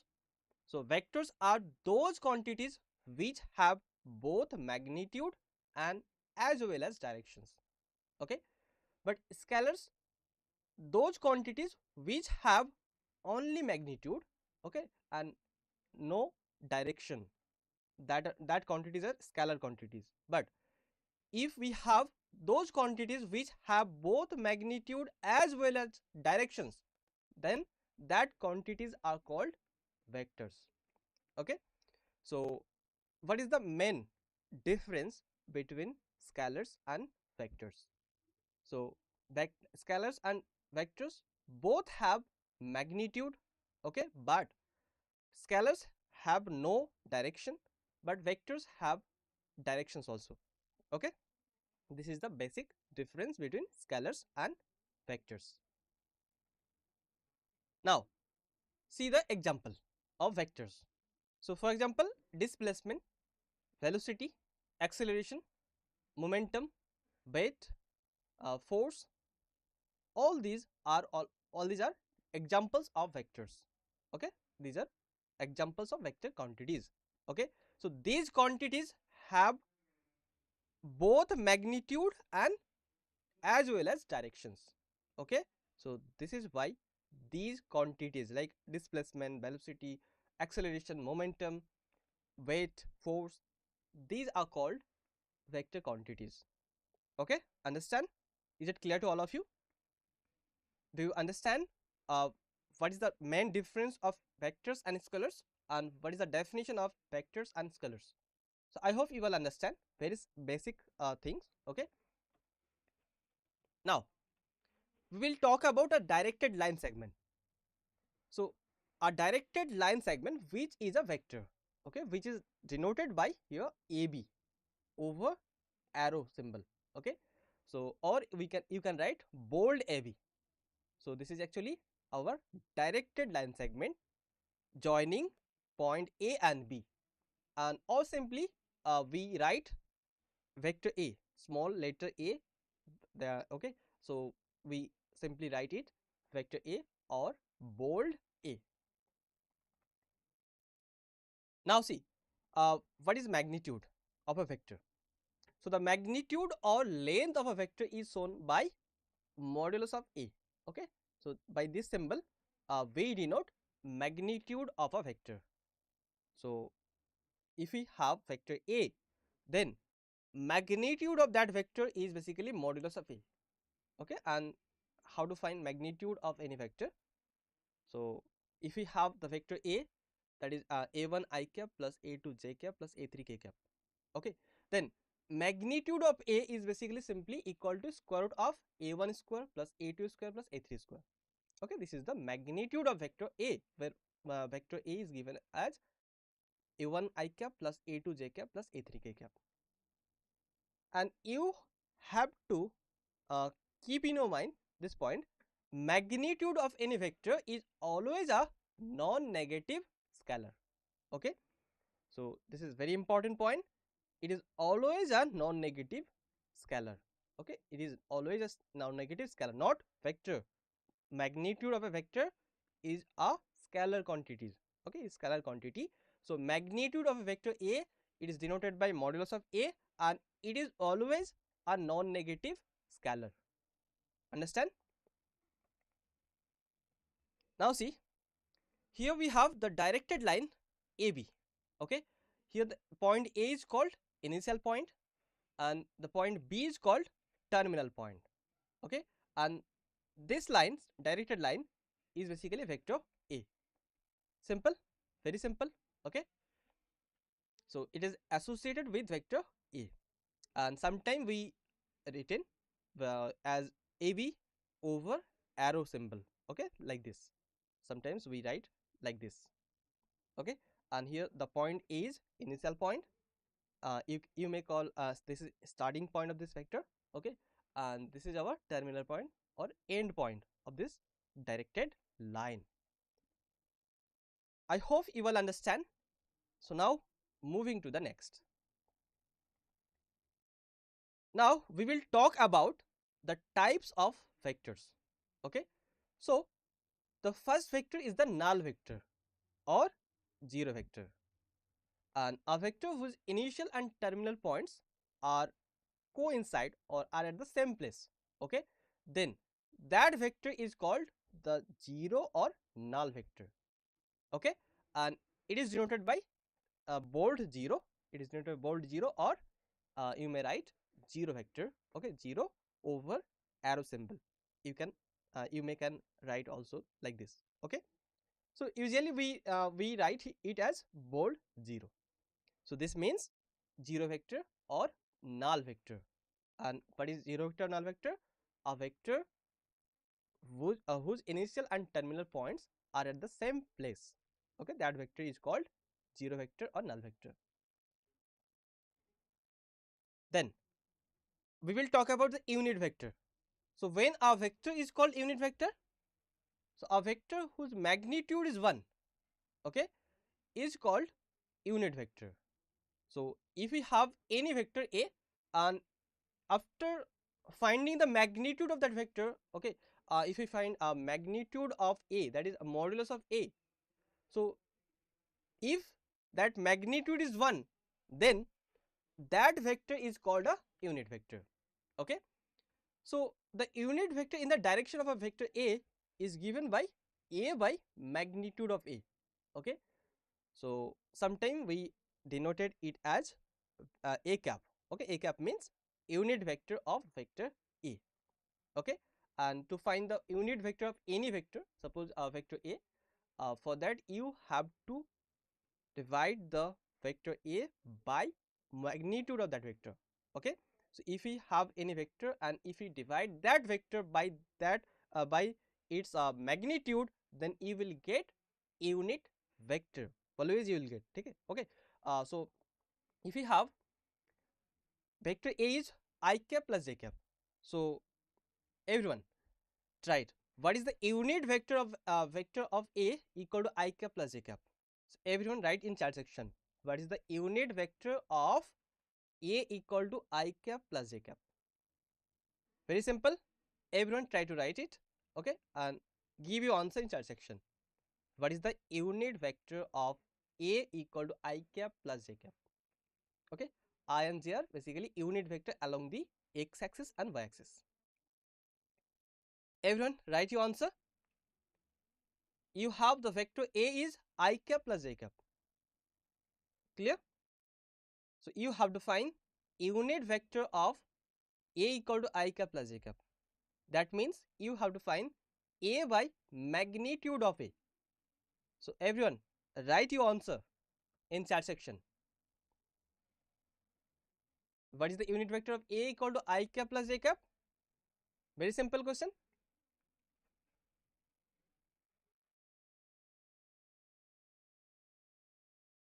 Okay, I hope you can do it. Okay, so now move to the next. Now, unit vectors parallel to x axis, y axis and z axis are denoted by I, J, K. Okay, so the unit vectors parallel to x axis. So you have three axes. Okay, x, y and z. So unit vectors parallel to x axis is I. Okay, and unit vectors parallel to y axis is j, and unit vectors parallel to z axis is k. Okay, so note these points. So this is very important point. When we represent any vectors in I cap, I, j cap, okay, that case it will needed. Okay, it will be needed. So note this. So unit vectors parallel to x axis is I, unit vectors of parallel to y axis is j, and unit vectors parallel to z axis is k. Okay, sometimes we may write I cap, j cap, k cap. Cap means unit vector. Okay, so I cap means unit vector along the x axis, j cap means unit vector parallel to the y axis, and k cap means unit vectors parallel to the z axis. Okay, now when the sense of direction of two vectors is the same, okay, then they are called like vectors. So when two vectors are called like vectors, when the sense of direction are the same. Okay, when the sense of the direction of two vectors is the same, then they are called like vectors. Suppose you have two vectors, then we will call them the vectors when the direction of both vectors is in the same sense. Okay, then that vectors are like vectors. But if uh, the same say they have the same sense of directions, okay, they are like vectors. When they have the opposite directions, then they are called unlike vectors. Okay, so like vectors, all those vectors which have the same sense of direction. Unlike vectors, all those vectors which have opposite directions. Clear? Understand? Then if you have two vector A and vector B, okay, and two vectors A and B are said to be equal. When we say they are equal, then when we call them equal vectors, when we can retain as A equal to B if they have the same length and same directions. Okay, so if we have two vectors A and B, and if they have the same length and direction, same length and same directions, then two vectors are said to be equal vectors. Okay, so if I give you two vectors, A equal to I cap plus j cap, okay, and B equal to j cap plus I cap. So here you can check magnitude or length of these vectors, okay, and you can also check the direction of these vectors. So if you check, then you will get they have the same length and same directions. Okay, that's why here these two vectors are equal vectors. Clear? Then vectors that are parallel to the same line are called collinear vectors or parallel vectors. Okay. Otherwise, if vectors are not parallel, then that vectors are called non-coplanar vectors, collinear, non-collinear vectors. Okay, no, not collinear. All those vectors are called non-collinear. Okay, so vectors which are parallel to the same line are called collinear vectors or parallel vector, and otherwise they are called non-collinear vector. So if we have A and B are two collinear vectors, then you can write vector A as scalar multiplication of vector B. Okay, that means you can write vector A equal to lambda times vector B for some lambda belongs in set of real numbers. Okay, here lambda is lambda belongs from set of real numbers. So if A and B are collinear, that means A and B are parallel to the same line. Okay, these are parallel to same line, and these are collinear. Okay, collinear vectors. Then you can say, you can express vector A as lambda times vector B for some lambda belongs in set of real numbers. Understand? Is it clear to all of you? I hope you will understand. Okay. Then next, vectors whose initial point is the same are called co-initial vectors. Okay, so vectors having the same initial point are called co-initial vectors. Vectors whose terminal points are the same are called co-terminus vectors. Okay, when two vectors have the same terminal points, then that two vectors are called co-terminus vectors. Okay, so if you get so many vectors and they have same terminal points, then they are called co-terminus vectors.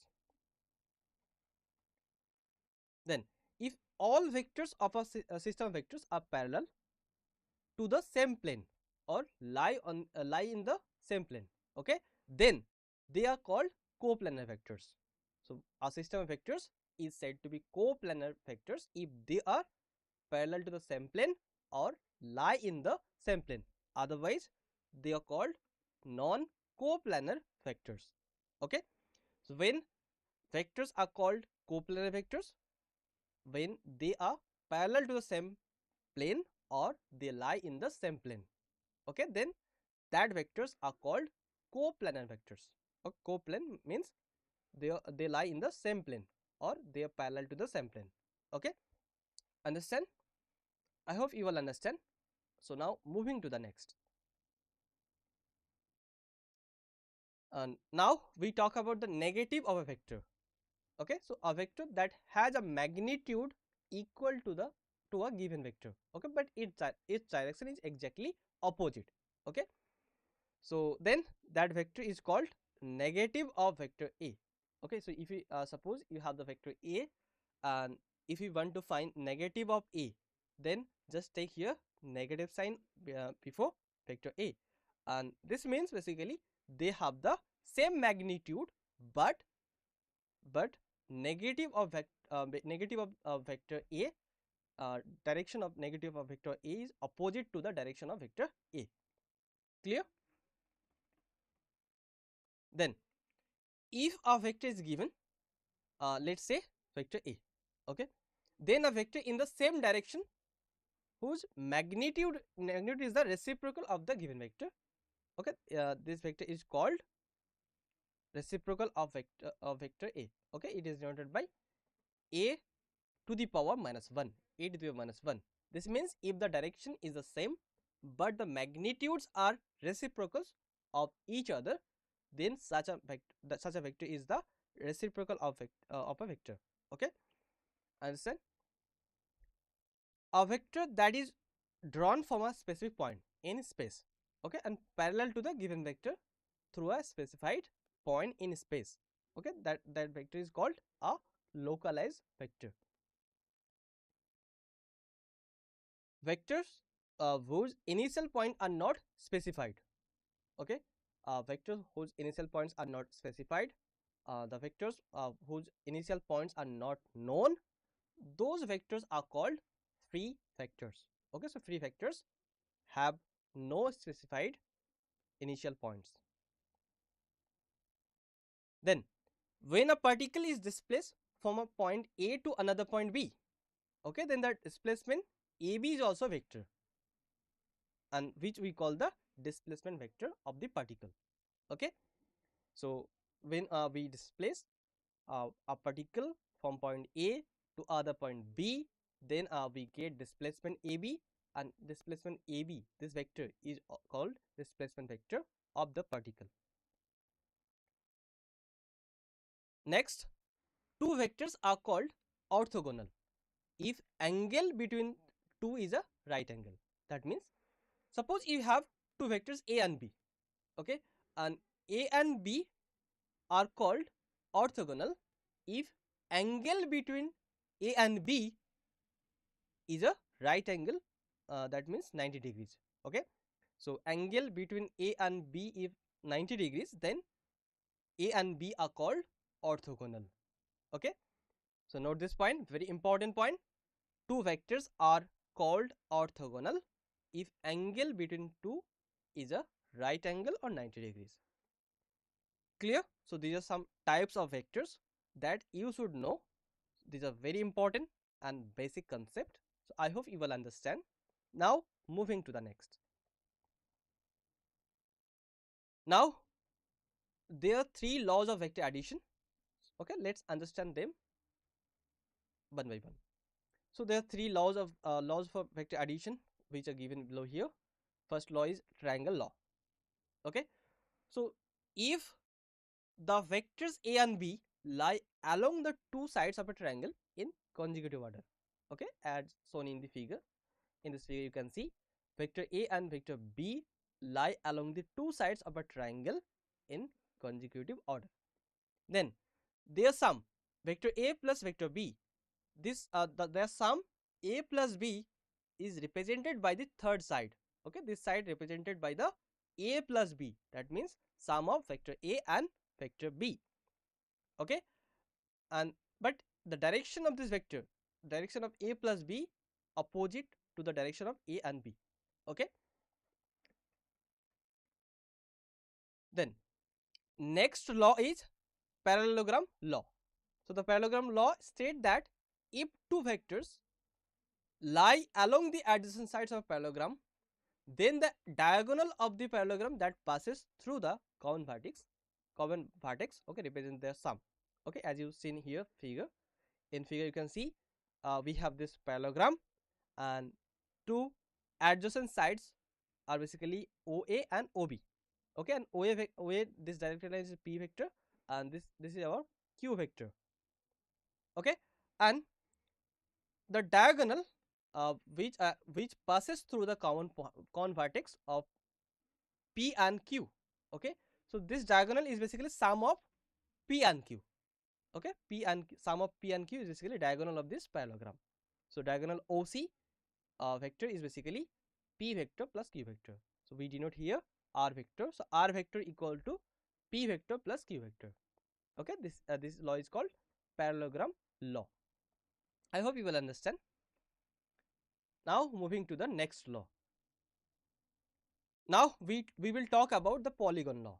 Okay, so if n minus 1 sides of a polygon represents vector a1, a2, a3 dot dot dot in consecutive order, okay, then their sum is represented by the nth side, but in opposite directions. Okay, as shown in the adjoining figure, you can see in this figure. Okay,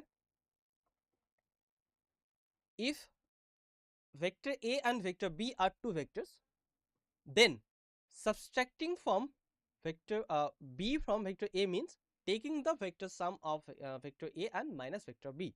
Okay, and this is denoted as denoted by a vector A minus B.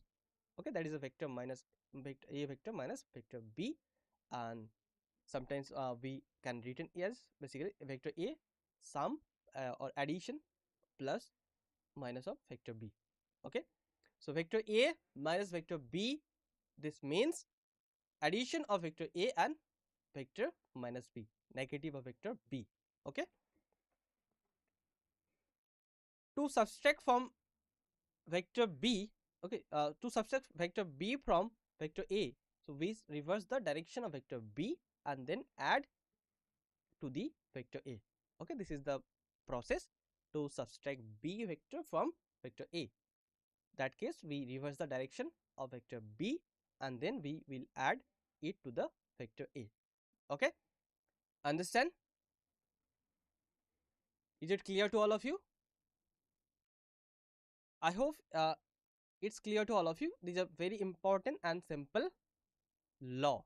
Okay. Now, let's talk about parallelogram PQRS. So here PQRS, in this parallelogram we have PQ equal to vector A, and A sir is also A, okay, vector A, and PS and QR both are equal to vector B. Then diagonal PR is basically sum of the vector A and B. Addition of vectors A and B is basically PR. This is diagonal which passes through the common vertex of vector A and vector B. Okay, and PR is equal to vector A plus vector B, and diagonal SQ, this is basically vector A minus vector B. This is actually subtraction of vectors. That means here we subtract vector B from vector A. Clear? You can check here how we obtain the diagonal SQ. Okay, it is easy to find the diagonal PQ PR. Okay, this is very simple. Just we apply here triangle law, and then we get here this the PR equal to A plus B. Okay, but if we want to find diagonal SQ, so SQ is means here the vector A, addition of vector A and negative vector B. Okay, so direction of the direction of vector A is this side. Okay, and here we opposite the direction of vector for opposite of taking opposite of direction of B. Here we take here negative of vector B. Okay, and then we if we add A and negative of vector B, then you will get the diagonal SQ. Okay,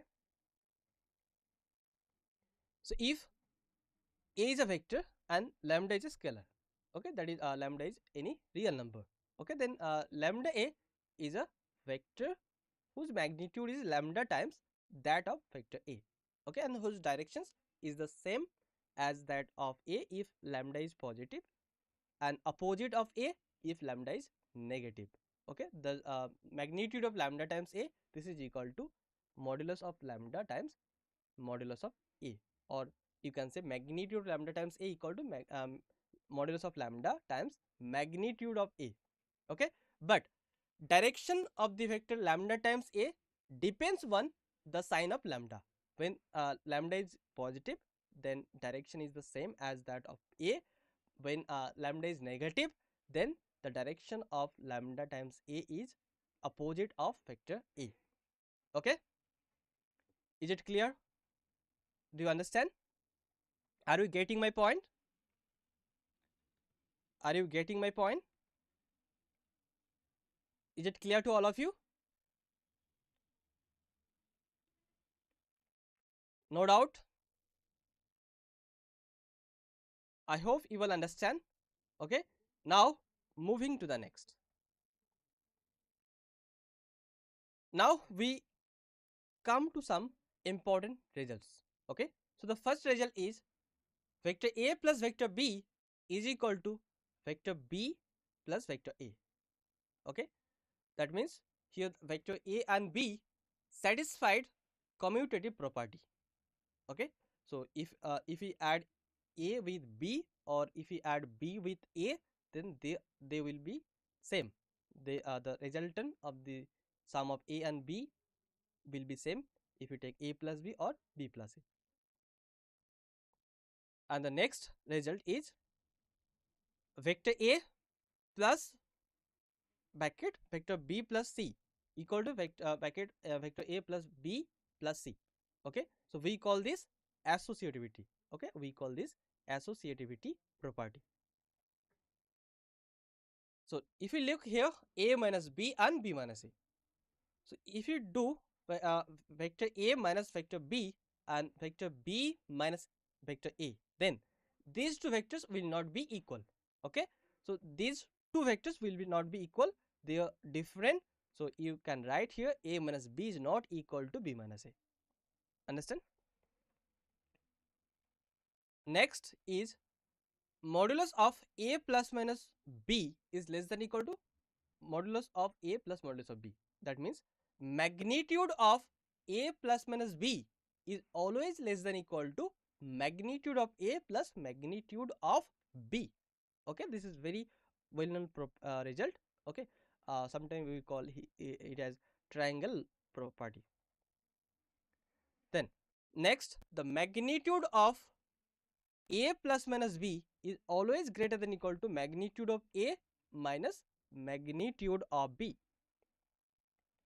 Next, lambda 1 times lambda 2 times vector A equal to lambda 1 times lambda 2 times A. Okay, you can also write lambda 2 times lambda 1 times A. Next, lambda 1 plus lambda 2 times A equal to lambda 1 times A plus lambda 2 times A. And lambda times A plus B is equal to the lambda times A plus lambda times B. Now, let's look at an important note. When the sides of a triangle are taken in order and it leads to zero resultant. For example, if we have the triangle PQR, okay, so if you see this triangle PQR and here the sides of triangle PQ, QR and RP, okay, are taken in order. Now, if we take the sum of side PQ, QR and RP, then the resultant will be 0. Okay, that means the sum of PQ, QR and RP is 0.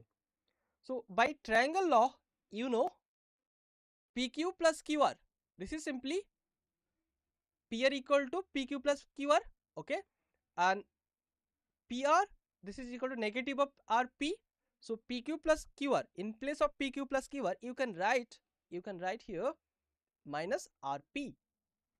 So minus RP plus RP, this is simply 0. Okay, so this is how we can show the sides of a triangle are taken in order and it leads to 0 resultant. Okay, that means if we have triangle PQR, then PQ plus QR plus RP is equal to 0.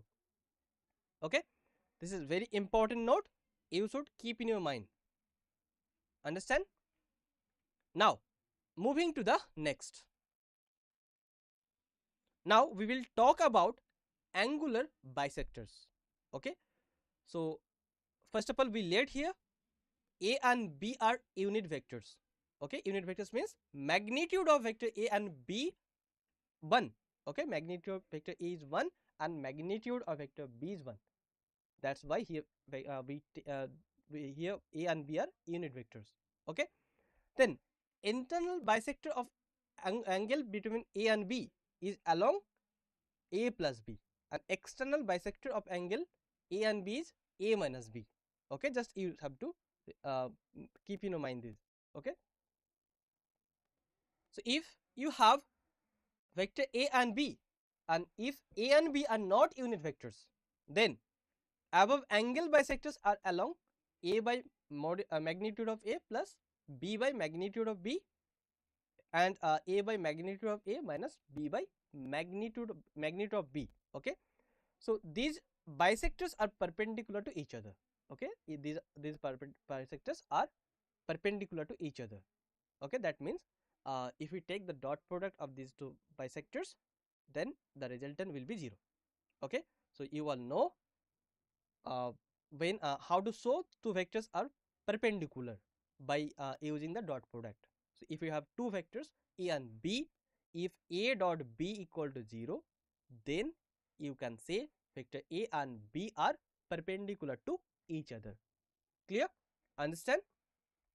I hope you will understand. Now moving to the next.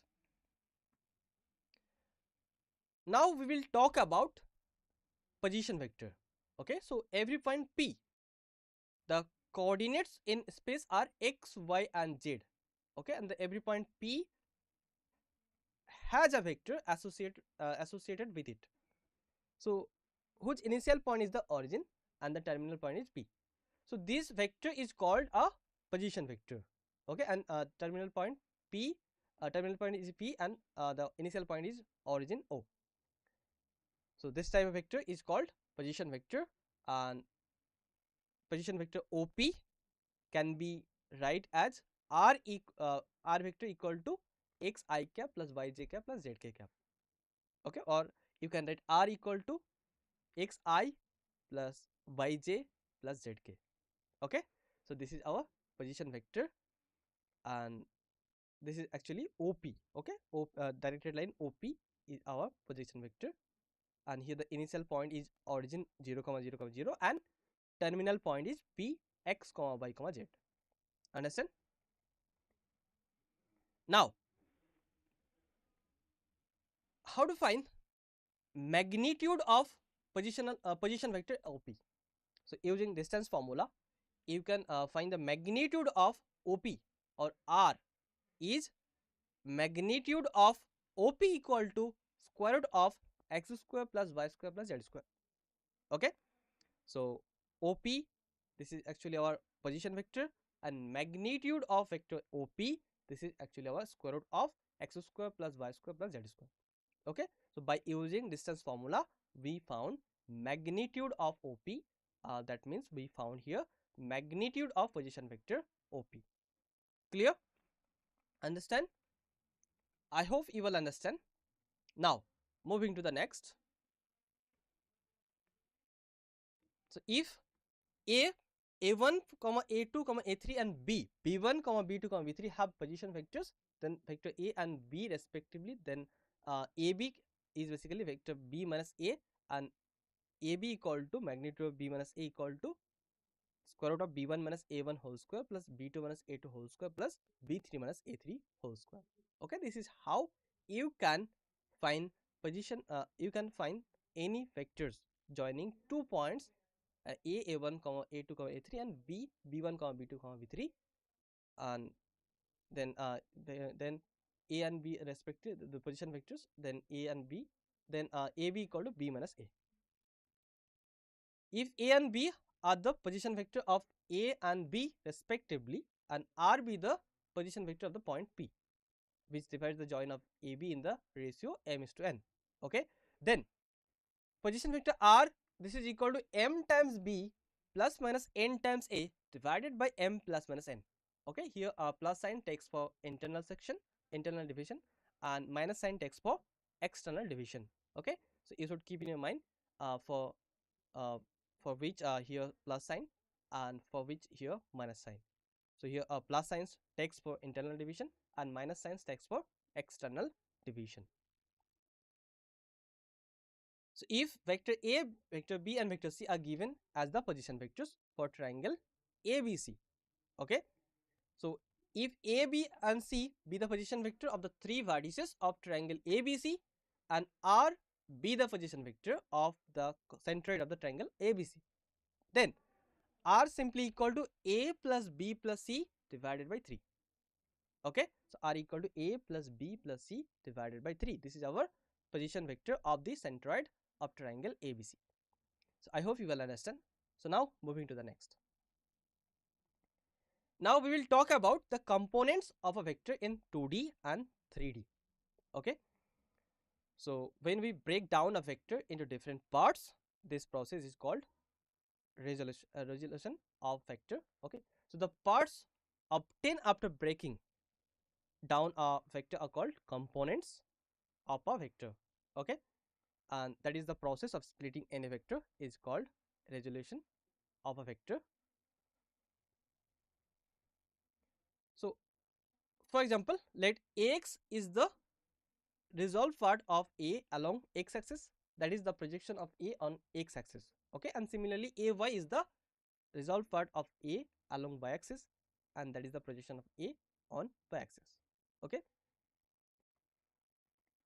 then by the parallelogram law, according to the parallelogram laws, OP equal to ON plus NP, or you can write A equal to Ax plus Ay. Okay, and here Ax basically Ax I cap plus Ay j cap. Okay, so A vector, this is equal to Ax I cap plus Ay j cap, and here Ax and Ay, Ax is the result part of the A along x axis and Ay is the result part of the A along y axis, where Ax and Ay are the magnitudes of Ax and Ay. Okay, understand? Now moving to the next. Similarly, in 3 dimensions, we can represent a vector A as follows here. A equal to Ax plus Ay plus Az, that is equal to Ax I cap plus Ay j cap plus Az k cap. Okay, so this is how we can represent any vector in 3D, where Ax, Ay, Az are the magnitudes of Ax, Ay and Az respectively. Here Ax, Ay, Az are called scalar components of A, and Ax I cap, Ay j and Az k are called vector components of A. Now if two vectors a1 comma a2 comma a3 and b1 comma b2 comma b3 are equal, then their resolved parts will also equal. Okay, that is their corresponding parts a1 equal to b1, a2 equal to b2 and a3 equal to b3. So if vector a equals a1 I plus a2 j plus a3 k and b equal to b1 I plus b2 j plus b3 k, then a plus b simply equal to a1 plus b1 I plus a2 plus b2 j plus a3 plus b3 k, and a minus b, this is equal to a1 minus b1 I plus a2 minus b2 j plus a3 minus b3 k, and then lambda times a, this is simply lambda a1 I plus lambda a2 j plus lambda a3 k. Okay, these are some very simple concept, and I hope you will understand. Now moving to the next. Now we will talk about scalar and dot products. Okay, scalar or dot products. So if we have two quantities, suppose you have a and b, then the scalar product of two vectors a and b is given by a dot b. This is equal to magnitude of a into magnitude of b cos theta, where 0 less than equal to theta less than equal to pi. Now we will talk about some properties of scalar product. Here the properties of scalar product is listed below. So let's see here. So first property here, a dot b equal to b dot a. This law is called commutative law. Then if the dot product a and b is 0, then it means a is perpendicular to b or b is perpendicular to a. Okay, so a dot b equal to 0 if and only if a is perpendicular to b. And a dot b, a dot product a, okay, a dot product a equal to modulus magnitude of a whole square or modulus of a square. And then see here I dot I, unit vector along x axis, that is I, okay, and unit vector along y axis is j, and unit vector along z axis is k. So I dot product I equal to 1, j dot product j is equal to 1, k dot product k equal to 1, okay, and I dot product j equal to 0, I dot product k equal to 0, j dot product with k equal to 0, j dot product with I equal to 0, k dot product with I equal to 0, k dot product with j equal to 0. Okay, how? So when you have same vectors, okay, they are basically parallel. Okay, there's they're parallel. So that case angle may 0 or 180 degrees. Okay, that case that is actually angle is 0 degree. Okay, and you know cos 0 is 1. That is here you get here I dot I equal to 1. But when you take two different vectors, they are perpendicular. That is the angle between them is 90 degrees. Then cos 90 degrees is 0. Okay, that's why here I dot j z I dot k j dot k like this equal to 0. If a equal to a1 I plus a2 j plus a3 k and vector b equal to b1 I plus b2 j plus b3 k, then a dot product b equal to a1 b1 plus a2 b2 plus a3 b3. Okay. if A dot product with alpha dot B, okay, then you can write it as alpha times A dot B, where alpha is scalar. Then A dot product with B plus minus C equal to A dot product with B plus minus A dot product with C. This is called distributive law. Now moving to the next. For any two vectors A and B, we have magnitude of A plus B whole square. This is equal to magnitude of A square plus magnitude of B square plus 2 times A dot B. And magnitude of A minus B whole square, this is equal to magnitude of A square plus magnitude of B square minus 2 times A dot product with B. Then A plus B dot product with A minus B equal to magnitude of A square minus magnitude of B square. And if the dot product A dot B is less than 0, if and only if A and B are inclined at an obtuse angle.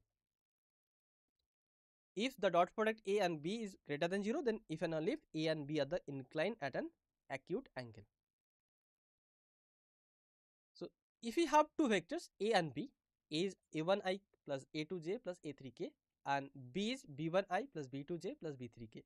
Okay, and they are inclined at an angle theta, then cos theta, this is equal to A1 B1 plus A2 B2 plus A3 B3 divided by square root of A1 square plus A2 square plus A3 square times square root of B1 square plus B2 square plus B3 square.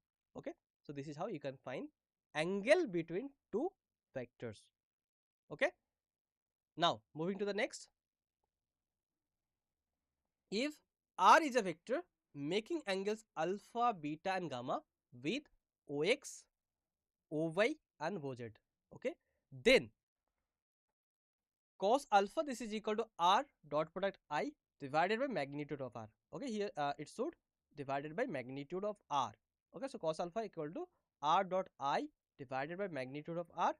Cos beta equal to R dot J divided by magnitude of R, and cos gamma equal to R dot K divided by magnitude of R, where R equal to magnitude of R cos alpha I plus magnitude of R cos beta J plus magnitude of R cos gamma K.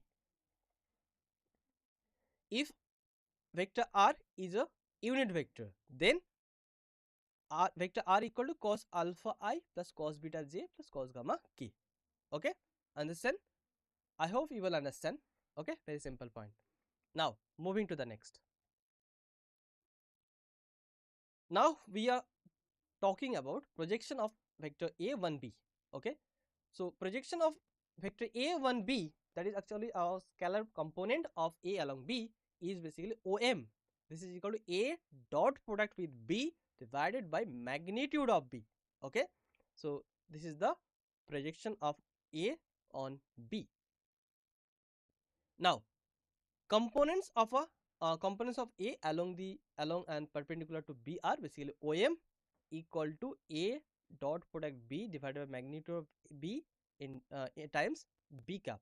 Okay, and MA, this component is A minus of A dot product B divided by magnitude of B times B cap, unit vector of B. Okay, so these are components of A along and perpendicular to B. Okay, and these are two components, OM and MA. Now we will talk about work done. So if a force F is acting on a particle, okay, and its displacement is d, then work done is equal to the dot product of F with d. Okay, that is simply F dot product with d. Very simple. Now moving to the next. Now students, we will talk about the cross product of vectors. Okay, that is a vector product or cross product. So the vector product of two vectors A and B is given by A cross product B.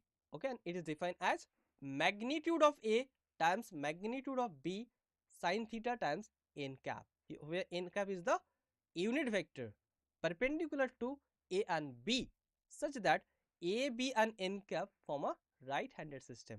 Okay, they form right-handed system, and theta here 0 less than equal to theta less than equal to pi. Okay, and theta is the angle between vector A and B. Now we will discuss some properties of vector product, okay, that are listed below.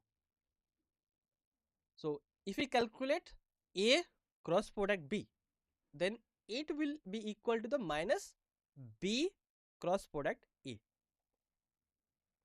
And if we take the square of the magnitude of A cross B, and this is equal to magnitude of A square times magnitude of B square minus A dot B square,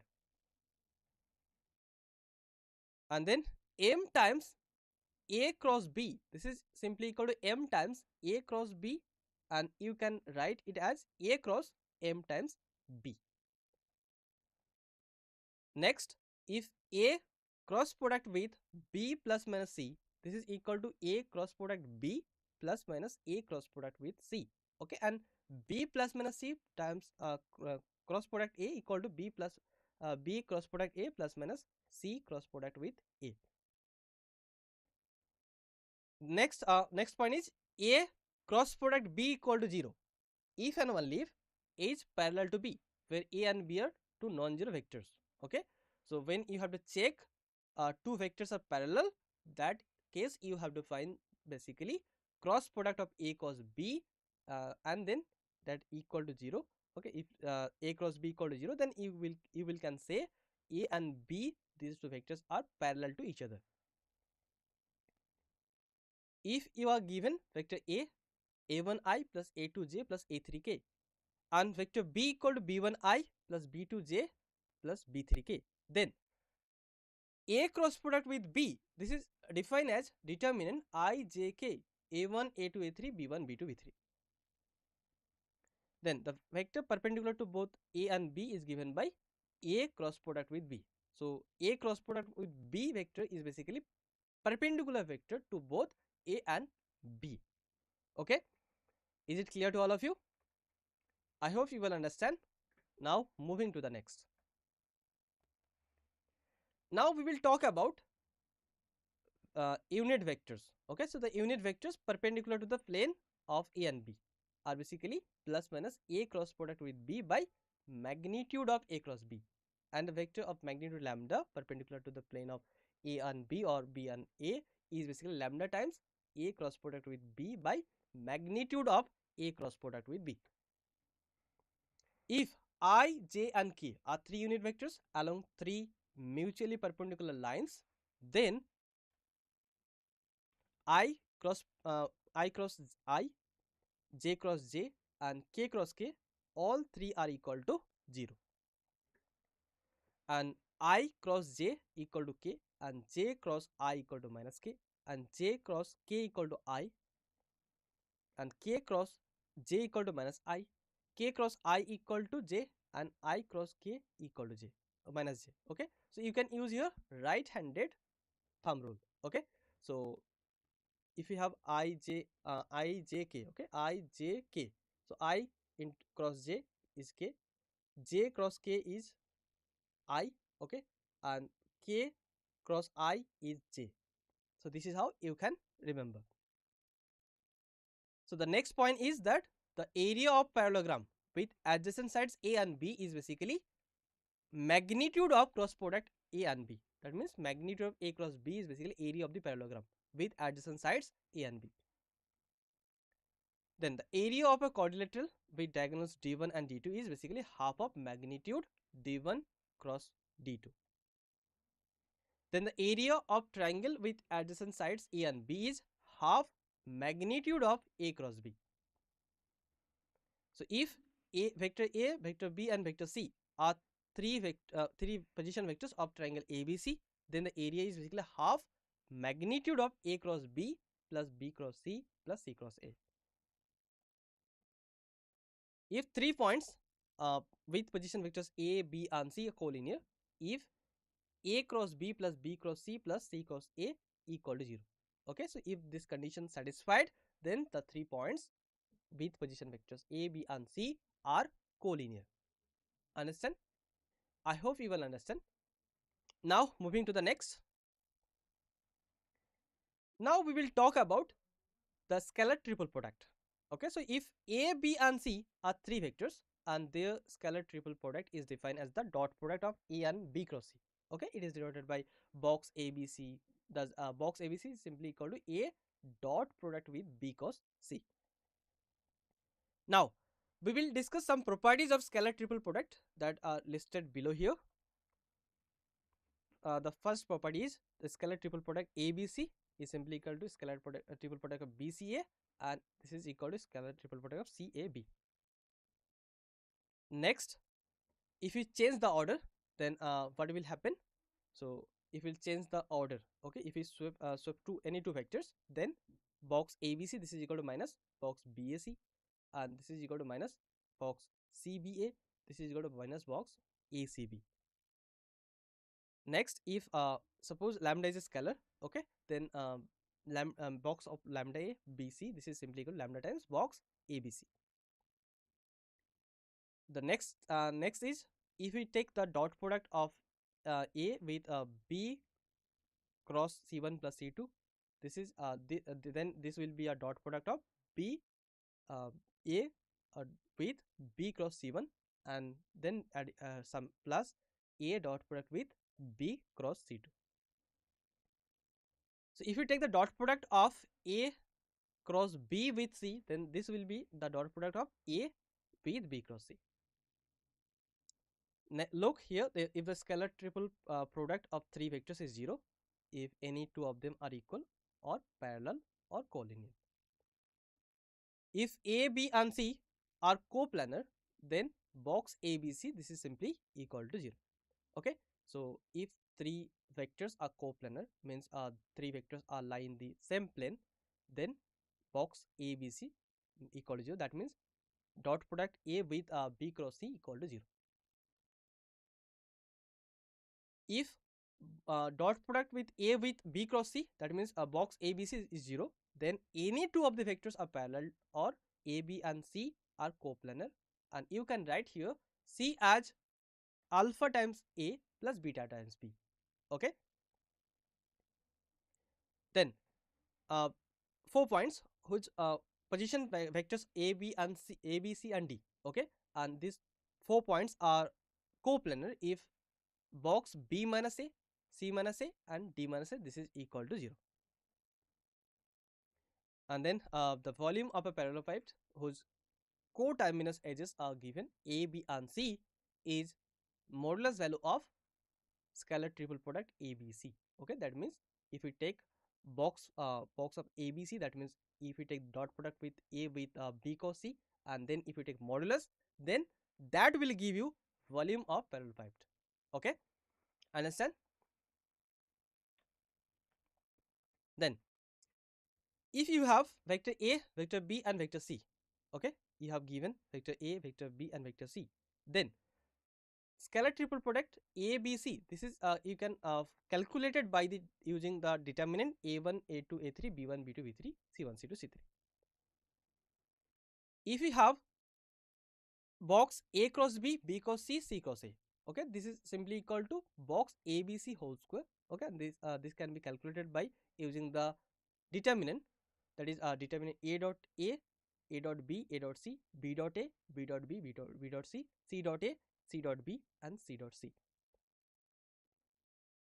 So if we have the dot product of the scalar triple product ABC with the scalar triple product with U, V, W, okay, so this is equal to determinant A dot U, A dot V, A dot W, B dot U, B dot V, B dot W, C dot U, C dot V and C dot W. So if you have vector A equal to A1 L plus A2 M plus A3 N, okay, and B is B1 L plus B2 M plus B3 N, okay, and C is C1 L plus C2 M plus C3 N.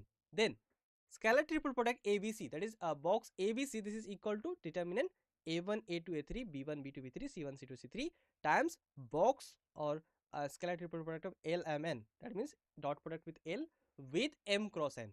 Okay, so if and only if box LMN is 1, okay, it happens when we have the scalar triple product of L, M and N is 1. Okay, that means the dot product with L with m cross n is 1. Now moving to the next. Now let's learn about the tetrahedron and its volume.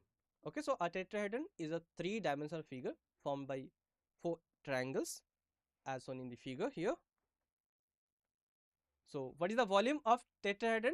So the volume of tetrahedron OABC, this is simply equal to 1 by 6 scalar triple product ABC. Okay, that means 1 by 6 times A dot product with B cos C. Okay, this is the volume of tetrahedron OABC. So if A, B, C and D are the position vectors of the vector vertices A, B and C and D of a tetrahedron. Okay, so you have position vectors of the vertices A, B, C, D. They are basically A, B, C, D. Okay, small A, B, C, D of a tetrahedron A, B, C, D. So then its volume is 1 by 6 scalar triple product of A minus D, B minus D and C minus D. Okay, that means 1 by 6 times A minus D dot product with B minus D cross C minus D. Okay, so this is the formula to find the volume of tetrahedron when you have given position vectors of the vertices of the tetrahedron. Now let's look at the next topic, that is vector triple product. Okay, so if A, B and C are three vector quantities, then the vectors A cross product with B cross C and A cross B cross C represents the vector triple product and is given by the formula here A cross product with B cross C, this is equal to A dot C times B minus A dot B times C. Okay, so for finding vector triple product of three vectors A, B and C, here first you take the dot product with A with the far away the vector C. Okay, A dot C, then you multiply here with vector B. Okay, and then subtract and you take dot product with A with B and then multiply by C. Okay, and A cross B cross C equal to A dot C times B minus B dot C times A. Now let's look at the properties of this vector triple product. The first property is A cross B cross C equal to A cross B cross C if some or all A, B, C are zero vectors or A and C are collinear. Next is A cross B cross A equal to A cross B cross A, this is equal to A cross B cross A. Vector A cross B cross C is perpendicular to A and lies in the plane of B and C. And then see here A cross B dot product with C cross D, this is equal to determinant A dot C A dot D by A dot C A dot D B dot C B dot D. Okay, this is our 2 by 2 determinant. So by using this 2 by 2 determinant we can calculate A cross B dot product with C cross D. Okay, understand? Now we will talk about linear combination and linear dependence and dependence. So a vector R is said to be linear combination of vectors A, B, C and dot dot dot etc. So if there exist scalars x, y, z and so on etc. Such that you can write R as x a plus y b plus z c plus dot dot dot. Okay. So if we can express the vector R in terms of A, B, C by multiplying by the scalars x, y, z. Okay. So then this is our linear combination. Okay. So R equal to xa plus yb plus zc plus dot dot dot. If two non-zero vectors A and B are linearly dependent, then it means their non-zero scalar alpha and beta such that alpha times vector A plus beta times vector B equal to 0. And vectors A and B will be parallel to each other. Okay, and A and B are collinear. So they are non-zero scalar alpha and beta such that alpha A plus beta B equal to 0. So if two non-zero vectors A and B are linearly dependent, then it means they are non-zero to scalar alpha and beta, and then alpha A plus beta B equal to 0, or A and B are parallel and A and B are collinear, or A cross B is 0, otherwise A and B are linearly independent. Okay, so if A and B satisfied one of these properties, okay, then you can say vector A and B are linearly dependent. Otherwise, you say A and B are linearly independent. Clear? Now let's see when three non-zero vectors will be dependent. Okay, if three non-zero vectors A, B and C are linearly dependent, then they are non-zero scalars alpha, beta and gamma such that alpha A plus beta B plus gamma C equal to 0. Okay, this is the condition. And A, B and C are parallel to the same plane, or A, B and C are coplanar, or A equal to alpha 1 B plus alpha 2 C, etc. Then see, if scalar triple product of A, B, C, that is A dot product with B cross C is 0, then you can say three vectors are linearly dependent. Okay, if you can see one of these, okay, then you can say three vectors A, B, C are linearly dependent. Otherwise, A, B and C are linearly independent. Now, if a set of non-zero vectors A1, A2, A3 up to An is said to be linearly independent if x1 A1 plus x2 A2 plus dot dot plus xn An equal to 0, and it implies x1, x2, x3 all these are equal to 0, where x1, x2 dot dot xn are scalars. Okay, understand? I hope you will understand.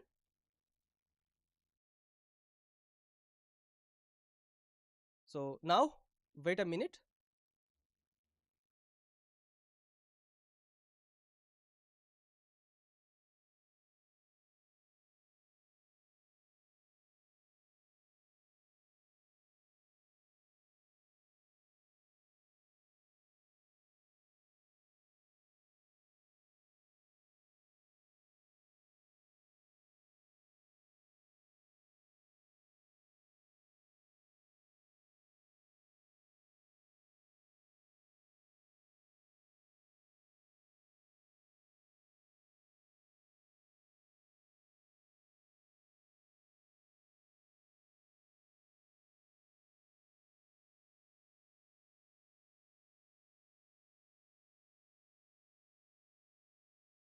So students, now we will practice some question. Okay, so let's look at the question number 1 here.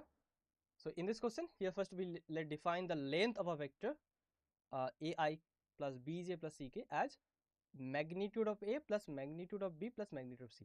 Okay, so this definition coincides with the usual definition of length of a vector ai plus bj plus ck if and only for which condition. So we have given here 4 options. So you have to choose the correct answer from the given option. So everyone try it and give your answer. Which option is correct here?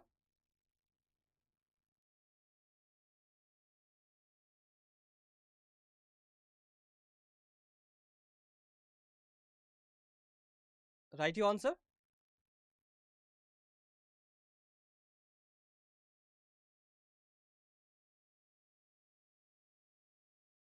Okay, let's check which option is correct here. Correct answer is here option B. Okay, that means any two of A and B and C are 0. Okay, now see which formula and key points used to solve this problem. So first note here the formula length of vector.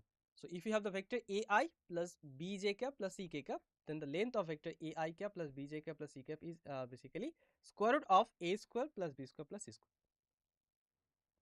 Now let's solve this question step by step.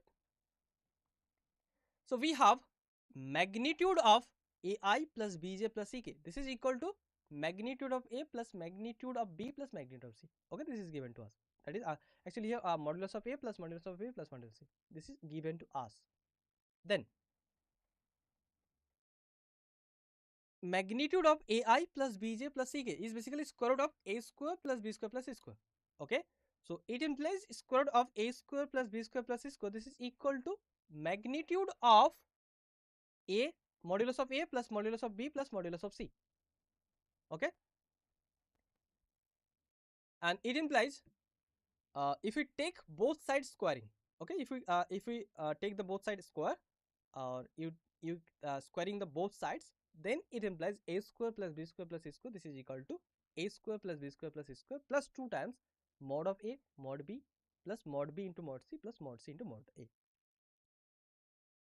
Okay, here a square, b square, c square, all these terms will cancel to each other, and it implies mod of a into mod b plus mod b into mod c plus mod c into mod a equal to 0. Okay, and all these quantities are positive. Okay, so due to these are positive, so here basically ab mod of a into mod b, or mod of b into mod c, and mod of c and mod a, all these are equal to 0. Okay, and it will a b b c and c, all these are equal to 0. And from this equation we can conclude that any two of a b and c are 0. Okay, this is our right answer. So I hope you will understand. Now moving to the next. In this question we have the non-zero vectors a, b and c. Okay, and they are related by a equal to 8 times b and c equal to minus 7 times b. Okay, then the angle between a and c is what? We have given a 4 options, so you have to choose the correct answer. So first of all, try it by yourself and give your answer. Which option is correct here? Very simple. Everyone try it and give your answer. Which option is correct here? Are you trying? Are you trying to do it?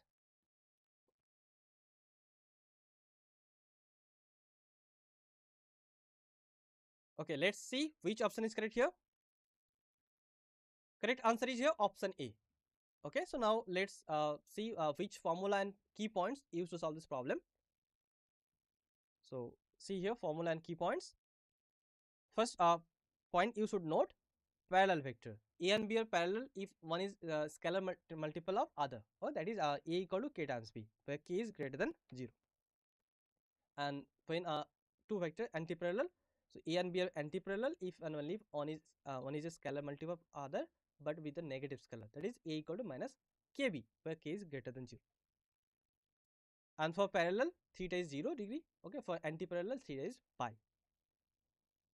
Now let's solve this question step by step.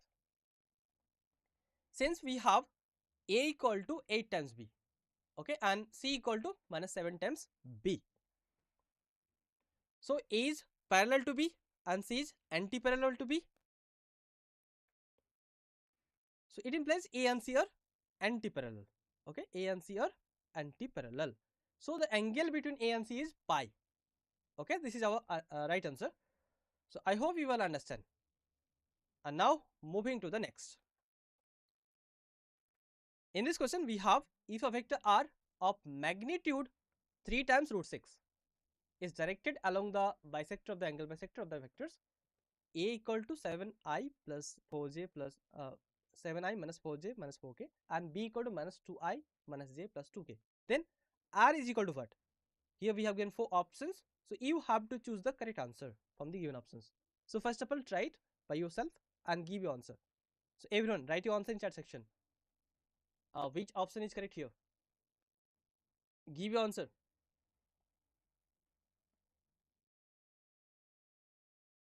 Everyone do it and write your answer.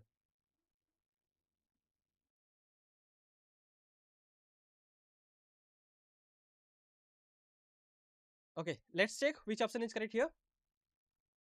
Correct answer is here option A. Okay, so first of all, match with your answer. Now see which formula and key points used to solve this problem. So vector r, which is directed along the bisector of the angle between A and B, is basically vector r equal lambda times a vector A by magnitude of A plus vector B by magnitude of vector B, where lambda is a scalar. Now let's solve this question step by step.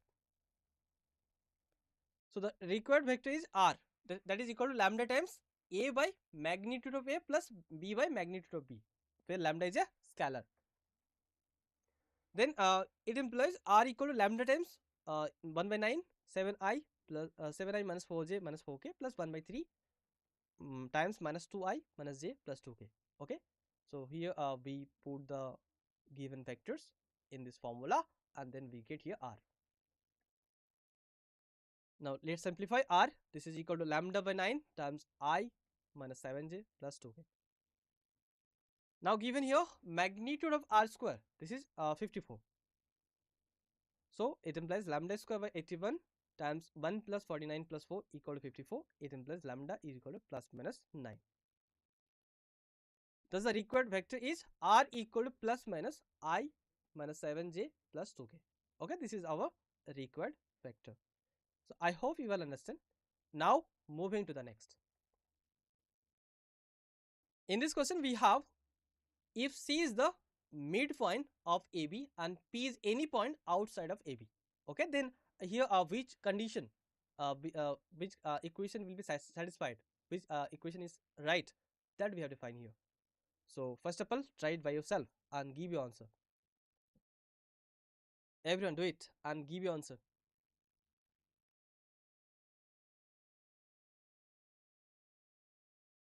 Everyone do it. Okay, let's check which option is correct here. The correct answer is here, option D. Now see which formula and key points used to solve this problem.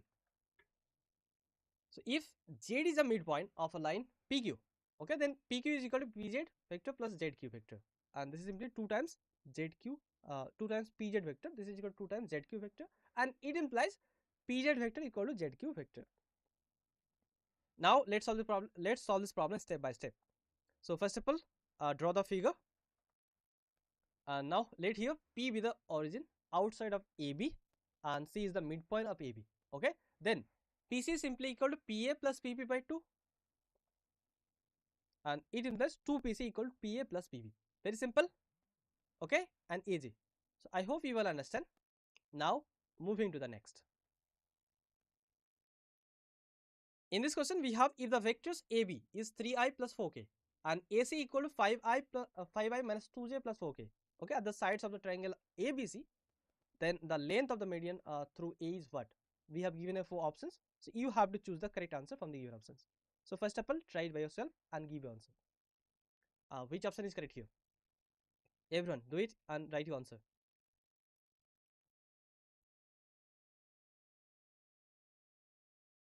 Okay, let's check which option is correct here.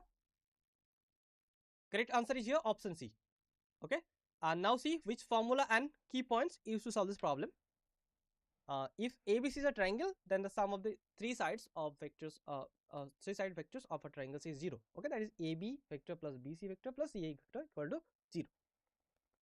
And length of vector AI plus BJ plus CJ cap, this is equal to magnitude of AI cap plus BJ cap plus CK cap equal to square root of A square plus B square plus C square. Now let's solve this problem step by step. So we know that the sum of the three vectors of a triangle is 0. So therefore AB plus BC plus CA, this is equal to 0. Okay, now using this equation, what can you say? So we have here AB plus BC plus CA equal to 0, and here it implies BC equal to AC minus AB, and it implies BM. Okay, BM, this is equal to AC minus AB by 2, since AM is the midpoint of BC. Okay, and also AB plus BM plus M is 0 by properties of a triangle, and it implies AB plus AC minus AB by 2 equal to AM, and it implies AM equal to AB plus AC by 2, and here now put here AB vector and AC vector.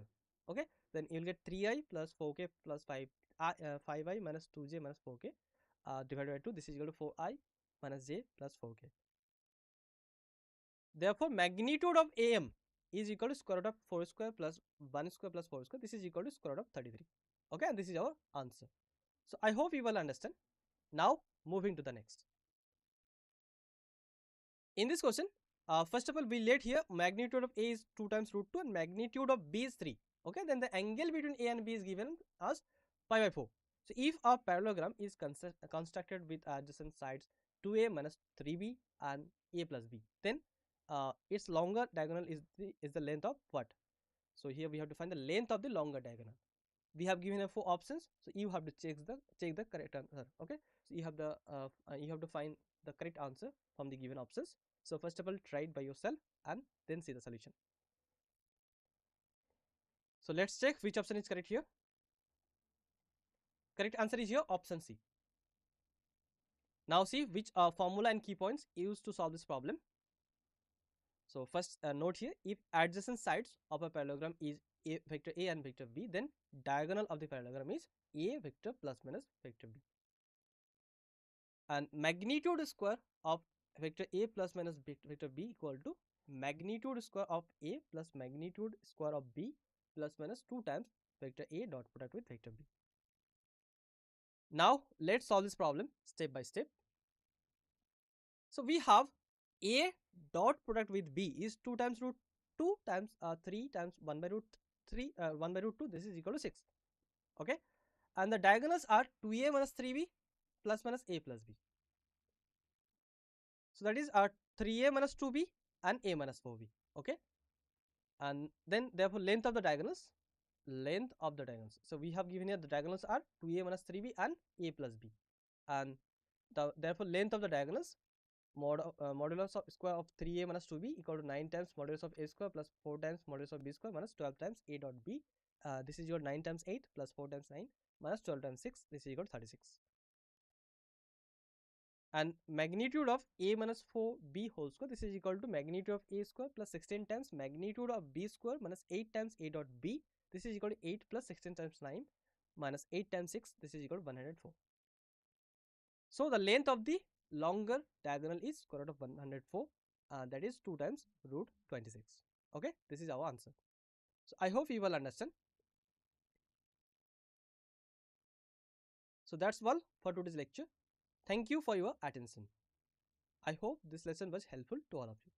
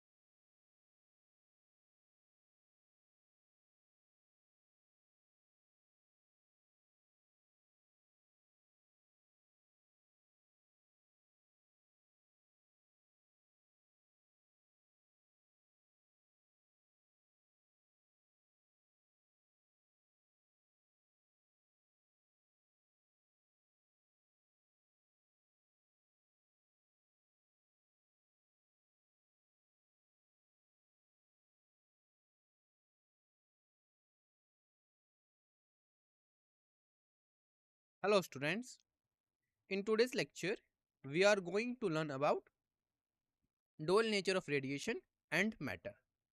And students, this is theory part. Alright, this is our disclaimer. So let's see trend analysis of this chapter uh, according to last 5 years data. So according to last 5 years, so overall weightage of this chapter is 3.4%, or we can say 3 to 4%. Let's see yearly question distribution. So in 2024, question asked from photoelectric effect, number of questions 1. If we talk about their difficulty level, so we can say question was easy. In 2023, question asked from wave nature of matter, photoelectric effect, number of questions 2. And if we talk about their difficulty level, so students, we can say one question was average and one question was difficult. Similarly, in 2022, question asked from photoelectric effect, number of questions 1, and their difficulty level average. Similarly, 2021 and 2020, question asked from Einstein photoelectric equation and photoelectric effect, number of questions 1, and their difficulty level average. So from this data we can say photoelectric effect is a important concept for the examination. Okay,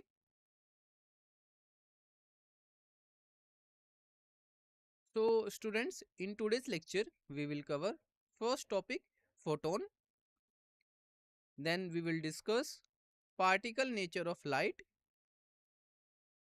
After that we will discuss photoelectric effect. All right, then we will talk about effect of intensity on photoelectric emission. Then we will talk about energy and momentum of photon. After that, we will discuss laws of photoelectric effect. Then de Broglie waves. And last, we will see de Broglie relation. Okay, so these are the topics which we will cover in today's lecture. Alright everyone. So our first concept is photon. Okay, so what is a photon? Anyone? A photon is the smallest particle of light. Okay, according to modern physics, light is not just a wave. It also has a particle nature. Okay, so whenever light or any other electromagnetic radiation is emitted or absorbed, it does so in the form of discrete packets of or energy bundles, which are called photons. Clear? As we know, light is considered to have a dual nature, both wave and particle nature. The particle of light is called a photon. Each photon possesses a specific amount of energy E, which is related to the light wave frequency nu. Okay, and frequency lambda. So here E is the energy, nu is the frequency, and lambda is the wavelength. Okay, so here we have some relation. Okay, so based on that relation, we will discuss energy of photons. So the relation between energy and frequency is given by the Einstein equation, that is E equal to h nu. Okay, and what is nu here? It will be c by lambda. So we can say E equal to hc divided by lambda. Okay, h is what? H is a Planck's constant. So let assume here this is equation first. All right.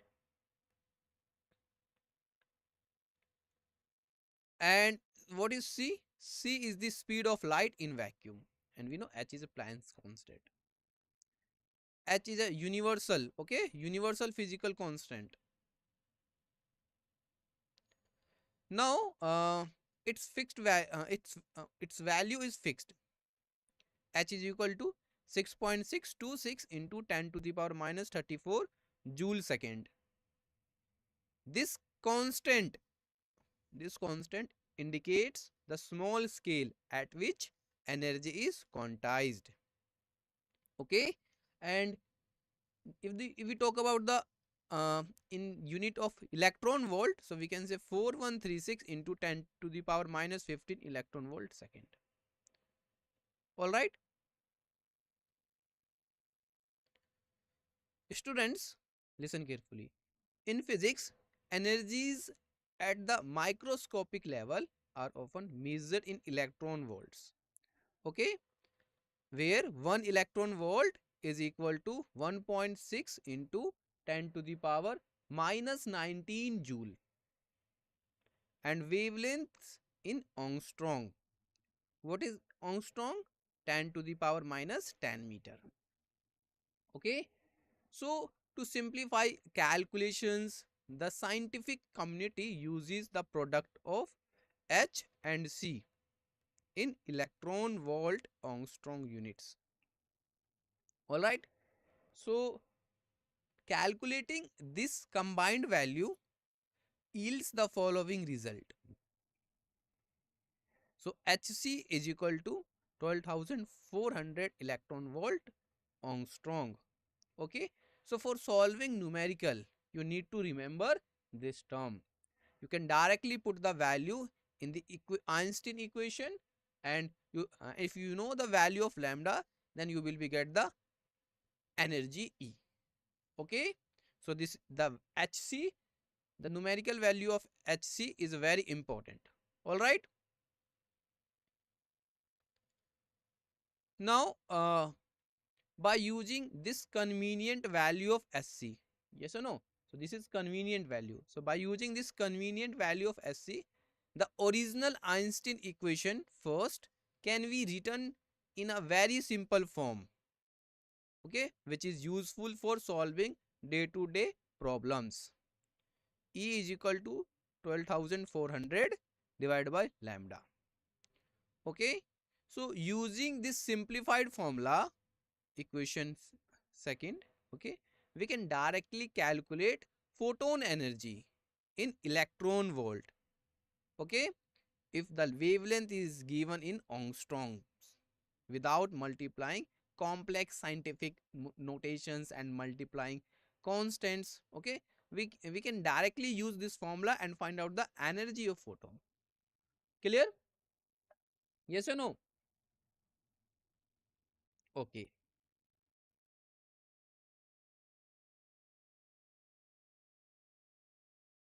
Now,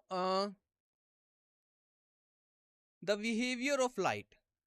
Okay, the behavior of light depends on the situation in which we are observing it. All right, so let's understand it.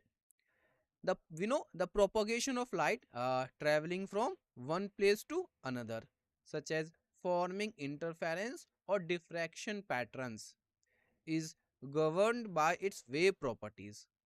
That is, when light is traveling, it acts like a wave. However, when light exchanges energy with matter, is absorbed or emitted, as in the photoelectric effect. This is governed by its particle properties, that is photons. So the light travels as a wave but interacts as a particle. Clear?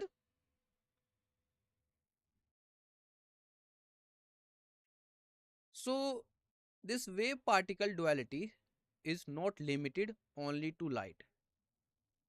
All right, it is a general property of nature.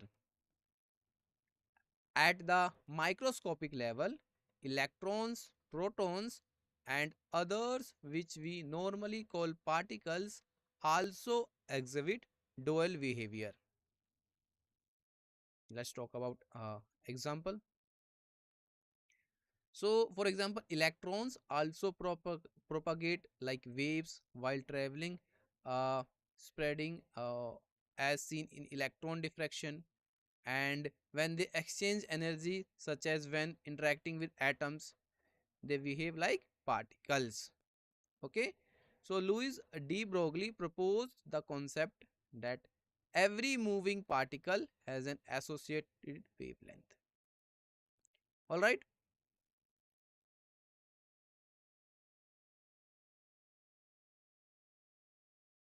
So, particle nature of light.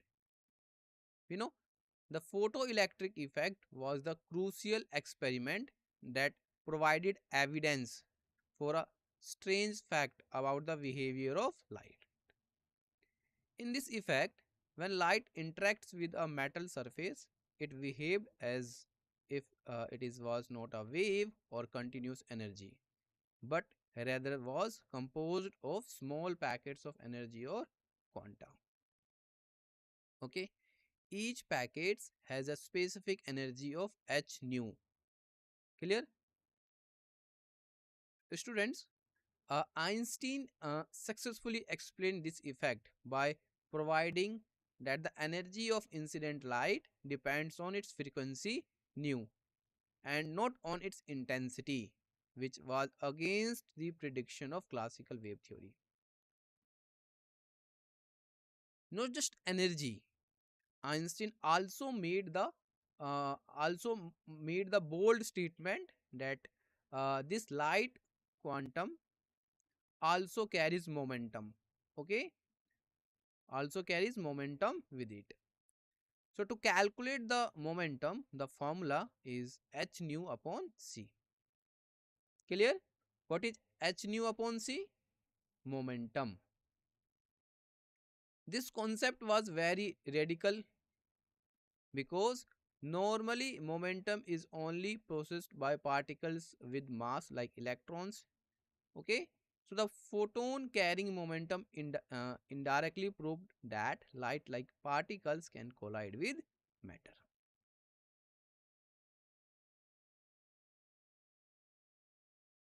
So the final and undeniable confirmation of this particle like behavior of light was obtained in 1924 from the Compton experiment. All right. So Compton scattered high energy X-rays of electrons and observed that after scattering, the wavelength of the X-rays changed. Okay, and that changed known as Compton shift. This change was only possible if the collision was considered an elastic collision between two particles, photon and electron, where momentum and energy are conserved. So, Compton scattering unequivocally proved that photons carry momentum and interact like particles. Okay, clear? Now, most important concept, and that is photoelectric effect. So, tell me, what is the photoelectric effect?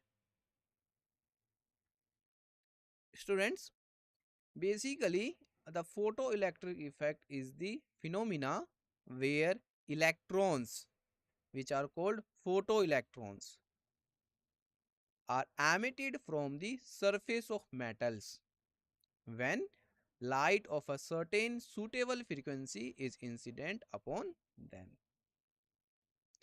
Students, this effect proves that light transfers energy in the form of packets or photons because the emission is instantaneous and is frequency dependent, not intensity dependent. All right. Now we will talk about the work function. So every metal surface has a specific property called work function, and that is denoted by phi naught. This is the minimum energy that incident radiation must provide for an electron to be ejected from the metal surface. If the energy less than this metal energy, no matter how high the intensity of light, an electron will not be emitted. Alright. So, in that case, the frequency and wavelength corresponding to the work function are called threshold frequency, denoted by nu naught, and threshold wavelength lambda naught. Okay, so their relation with the work function is as follows: phi naught is equal to h nu naught is equal to hc divided by lambda naught. Here h is Planck's constant and nu naught is the minimum frequency at which emission starts. Okay, so students, to make calculation easy, the work function is often calculated in electron volts. Then the formula becomes phi naught is equal to 12,400 divided by lambda naught. Okay,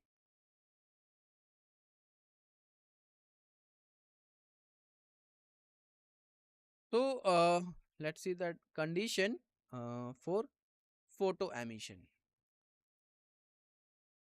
Photo emission is only possible when the energy E of the incident light is greater than or equal to the work function phi naught of the metal. So E is greater than equal to phi naught. If, listen carefully, if E is less than phi naught, then what will we change? Tell me the answer. Listen carefully. If E is less than phi naught, then no emission occurs because energy is not sufficient. Okay. So, according to Einstein photoelectric equation, Einstein summarized this entire phenomena in a single equation, which is called Einstein's photoelectric equation. Okay. So, the equation is h nu equal to phi naught plus k max. What is the meaning of this equation? This equation means incident photon energy h nu is used in two parts. Some energy is used to complete the work function phi naught, and the remaining energy becomes the maximum kinetic energy of the emitted photoelectron. Okay, students? And what will be the formula for the maximum kinetic energy? It will be K max is equal to 1 by 2 mv square max is equal to maximum kinetic energy of ejected photoelectron. Alright, clear? This is the photoelectric effect. Now let's see effect of frequency on photoelectric emission. Alright, so when the intensity of incident light remains constant and we increase its frequency, okay, we increase the frequency, then the stopping potential V naught and the maximum kinetic energy increase. But the photoelectric current remains unchanged. Look at here. From this graph, we can say uh, nu 1, nu 2, nu 3. Okay, this is the saturation current. This is the saturation current. So from this graph, we can say the if the increase the frequency, okay, if we increase its frequency, stopping potential V naught and maximum kinetic energy increase, but the photoelectric current remains unchanged. So this is we know this is the graph is between photoelectric current on y-axis and collector plate potential on x-axis. Okay, so it contains three different curves for three different frequency: nu 1, nu 2, nu 3. Yes or no? There is a three frequency curve: nu 1, nu 2, nu 3. What will be the relation? This graph shows that nu 3 is greater than nu 2 is greater than nu 1. This means what? This means that curve 3 is at the highest frequency and curve 1 is at the lowest frequency. Okay, and what is stopping potential here?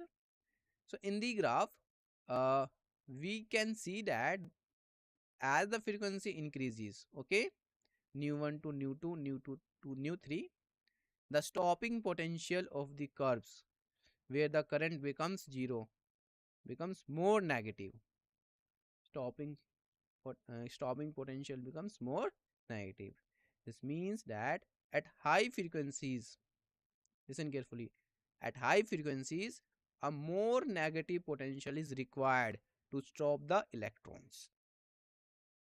Okay, so here one more important term, that is saturation current. What is that?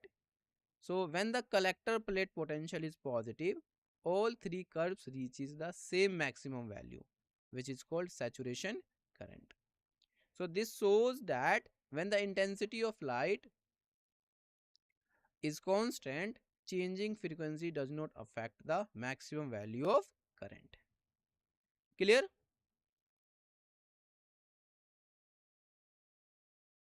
Let's see. Effect of frequency on photoelectric emission. First is cutoff voltage versus frequency of incident light. So look at here. When light, like electromagnetic radiation, falls on a metal surface, okay, then electrons are emitted from it. This phenomena is called photoelectric effect. Yes or no? Einstein explained this process in terms of light quanta or photons, whose formula E is equal to h nu. Okay,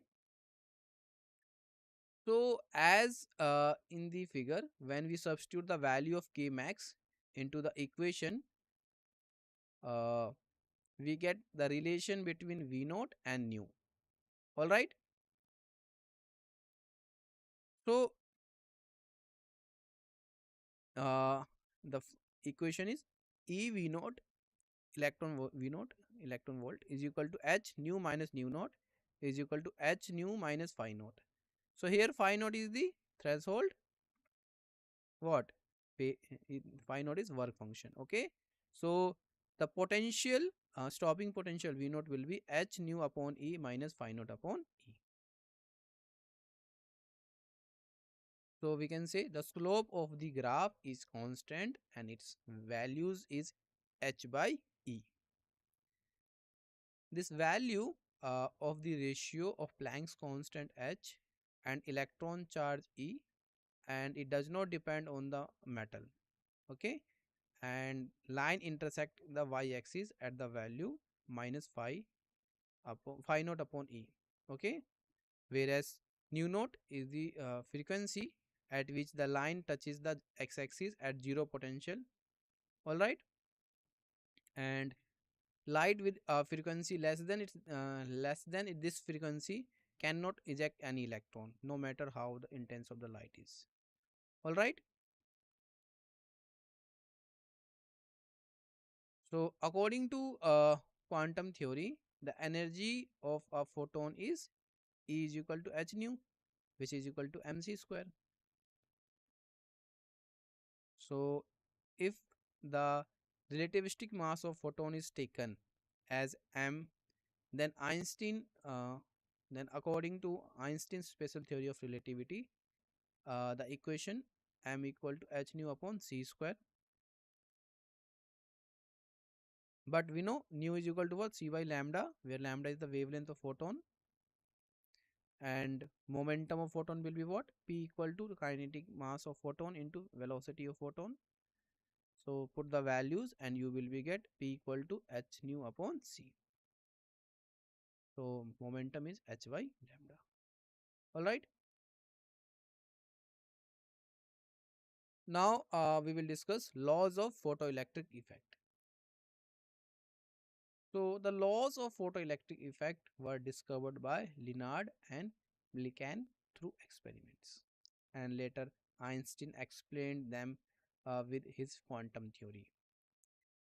Students, these laws prove that the particle of light is a photon. Okay,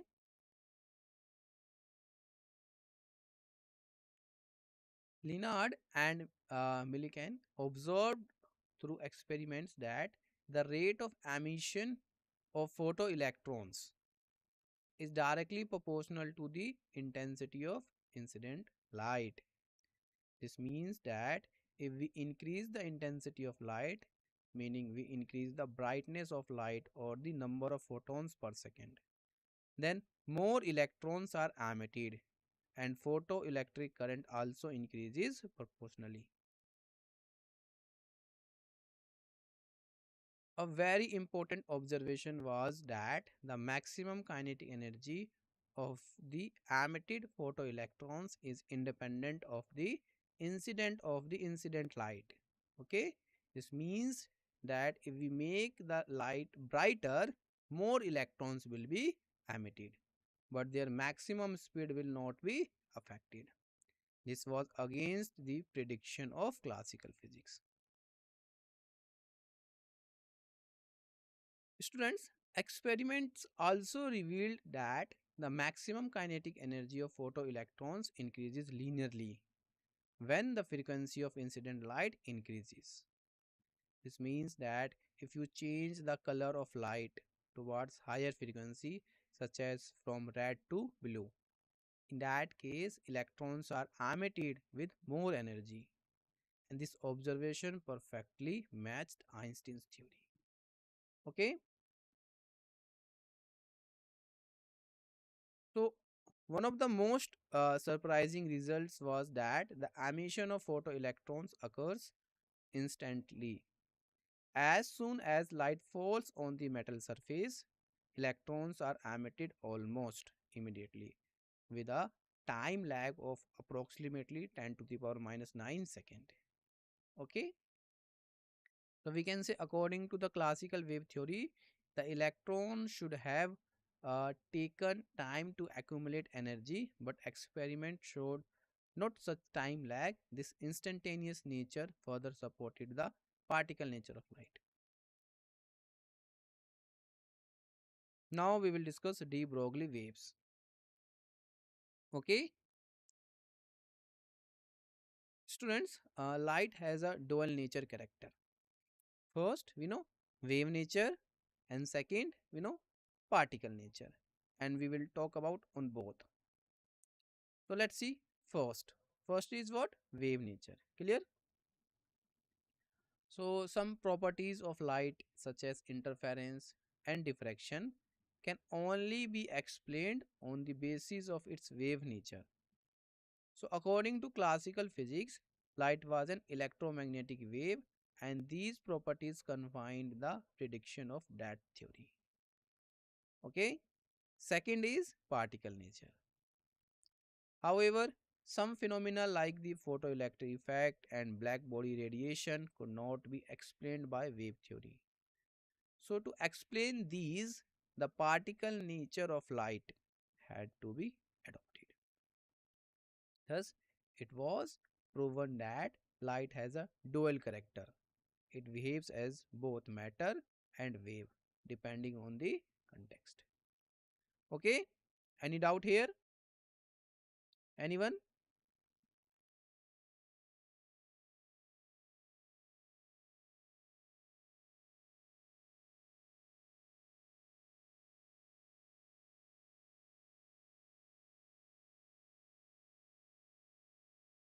All right.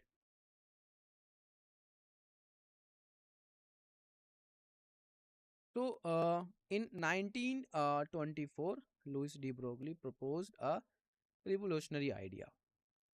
He stated that if light, which is normally a wave, can behave like a particle, then matter, which is normally a particle, can also behave like a wave. Okay. So, about matter waves, he said that a wave is associated with every moving particle, which is called a matter wave or de Broglie wave. And this concept laid a new foundation for quantum mechanics. So later experiments like Davison Germer and G.B. Thomson experimentally confirmed de Broglie idea by showing the diffraction patterns of electrons. Okay.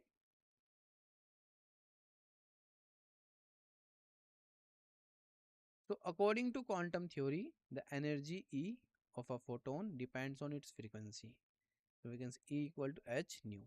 Let this is equation first. Einstein proposed the mass energy equivalence equation in the special theory of relativity, that is E equal to mc square. mc square. Let this is equation second. So by equating these two equations, we can derive an important relation for a photon, h nu equal to mc square. Okay. Since we can write nu in terms of speed of light c and wavelength lambda as c by lambda, the equation becomes hc by lambda equal to mc square. So from this we can derive the formula for wavelength. So lambda equal to h upon mc. Alright. Since the momentum p of a photon is mc, this formula becomes lambda equal to h by p. Clear?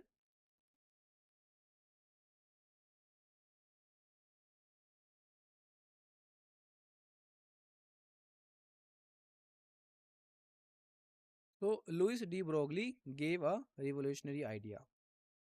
He stated that this equation lambda equal to h by p is not limited only to photons, but it is a general relationship that applies to all moving particles. This theory is called de Broglie's hypothesis.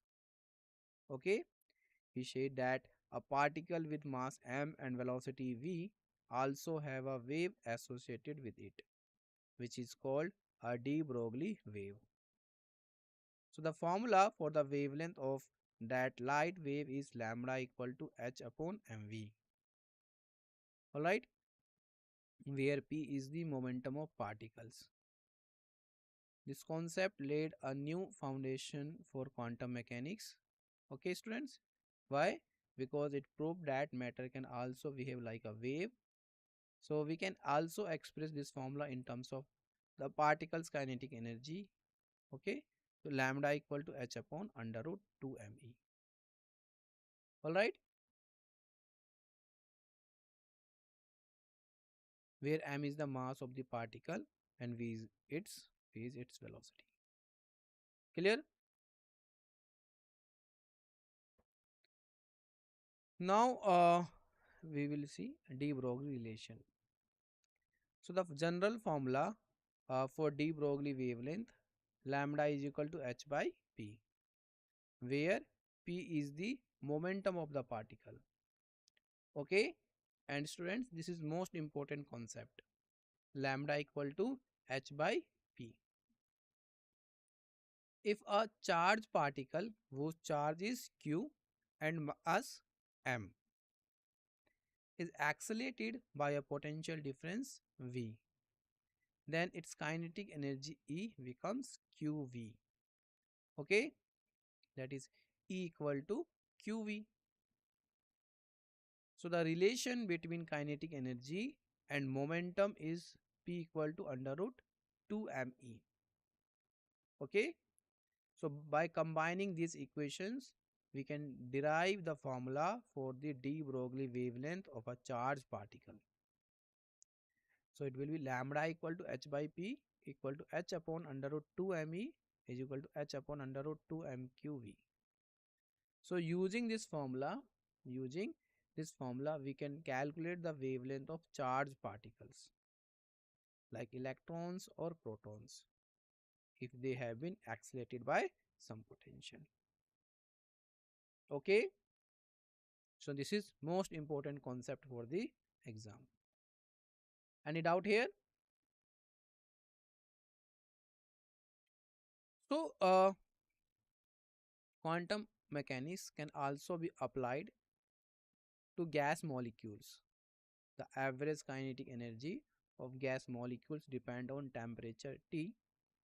Okay, so according to thermodynamics, the relation of average kinetic energy E with absolute temperature T is given by E equal to 3 by 2 kT. So by substituting this energy value into the basic formula for de Broglie wavelength, lambda is equal to under root 2 me, we get the formula for wavelength of a gas molecule, that is h upon uh, under root 2m into 3 by 2 kT. So when we solving this term, you will be get h upon under root 3 m kT. Okay, where k is Boltzmann constant, which is equal to 1.38 into 10 to the power minus 23 joule per Kelvin. Now if we will talk about the ratio of wavelength of proton and electron. Okay, so let's understand it. For a photon, the energy formula is E equal to hc divided by lambda p, and from this we get lambda p is equal to hc by E. So we can say wavelength of electron lambda E, the depends on its kinetic energy k, so it will be lambda E equal to h upon under root 2 mk. So by taking the ratio of these two formulas, we get this expression, that is lambda p upon lambda E is equal to c by E under root 2 mk. So we can simplify this, you will be get under root 2 mc square k divided by E square. If the energy of photon and electron is the same, it means E equal to k, then this ratio becomes under root 2 mc square k by E. Okay, so this comparison proves that uh, at the same energy, the wavelengths of the particles and photons are very different. All right.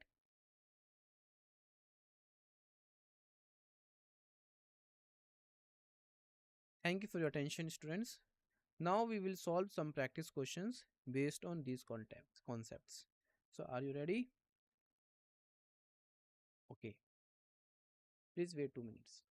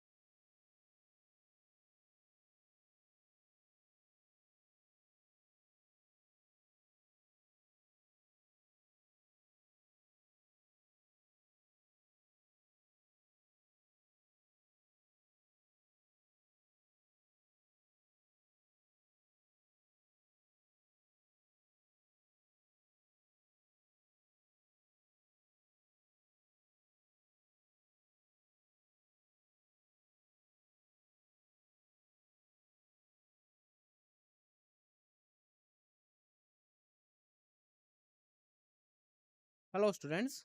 Now we will solve some practice questions based on dual nature of radiation and matter. Okay. This is our disclaimer. Here we will solve some practice questions.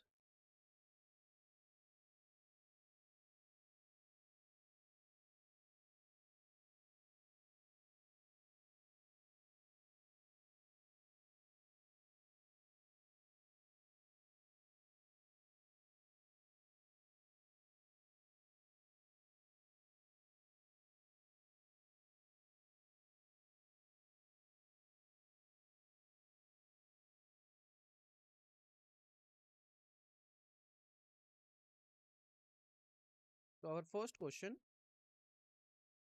if a source of power 4 kilowatt produces 10 to the power 20 photons per second, the radiation belong to a part of the spectrum called what? Students, the question asks which part of the electromagnetic spectrum the radiation uh, emanating from a 4 kilowatt power source falls into if it produces 10 to the power 20 photons per second. Okay, in simple words, based on the given power and number of photons, it was to be determined uh, this radiation is X-rays, ultraviolet, microwaves or gamma rays. So which one is correct? Please think about it and try to solve.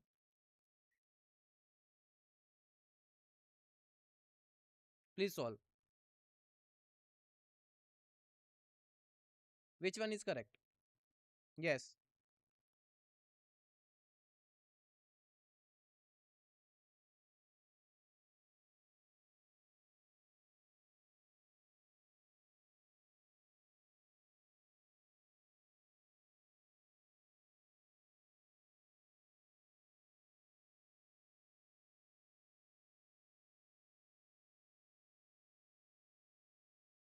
Please solve this question.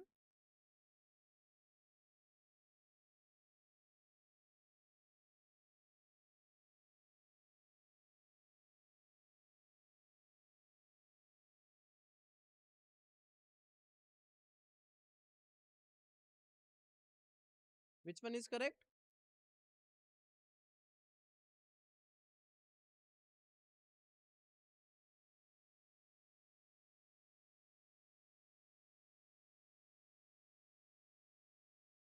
Anyone?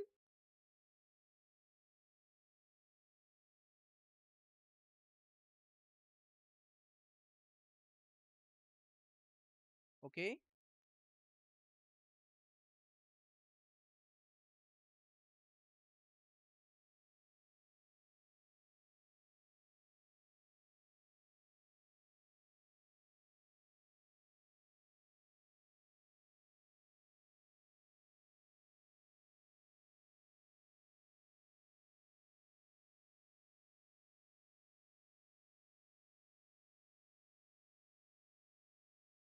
So the correct option will be option A. Let's see the solution. First of all, we need to understand this formula uh, that the total power P of a source is equal to the product of number of photons n emitted per second by it, and the energy of one photon uh, is hf. So we can write P equal to n into hf. Now we can find the frequency f by substituting these values into the formula. So 4 into 10 to the power 3 is equal to 10 to the power 20 into hf.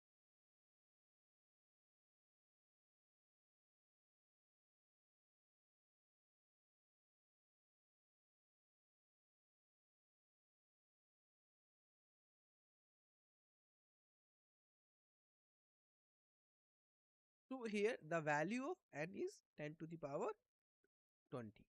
Okay. So just substitute the values and you have to find out the f. So f will be this one. After performing calculation, we get F equal to 6.04 into 10 to the power 16 hertz. So compare when we compare this with the spectrum, so we can say this frequency 6.04 into 10 to the power 16 hertz with the electromagnetic spectrum, we find that it falls within the frequency band of X-rays. Okay, clear? Second question, what will be the number of photons emitted per second by a 10-watt sodium vapor lamp, assuming that 90% of the consumed energy is converted into light? Wavelength of sodium light is 590 nm and H is equal to 6.63 into 10 to the power minus 34 joule second. Okay, students, the question asks how many photons per second a 10-watt sodium vapor lamp will produce. So 90% of whose energy is converted into light. Okay, so for this the wavelength of sodium light uh, 590 nanometer and the value of Planck's constant H are given. Okay, so which option is correct? Option A 0.267 into 10 to the power 18. Option B 0.267 into 10 to the power 19. Option C 0.267 into 10 to the power 20 and option D 0.267 into 10 to the power 17. So when we see the options, look at here. Uh, the options are similar. Okay, so here you need to solve this question very accurate and with patience. Please solve this question. Which one is correct? Option A, option B, option C, or option D? You have some time. Please solve.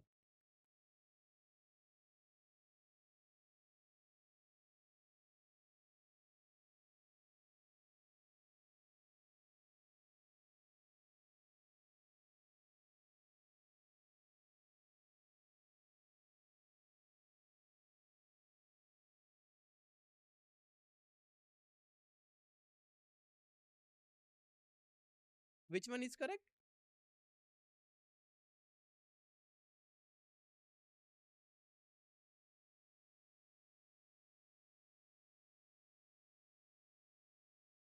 This is very simple question. Okay, please solve.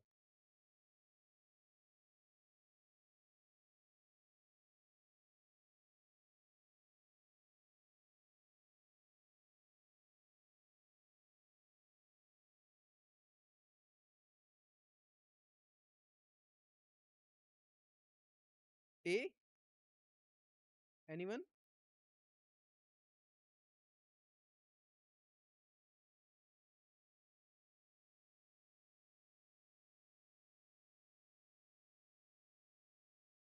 Okay,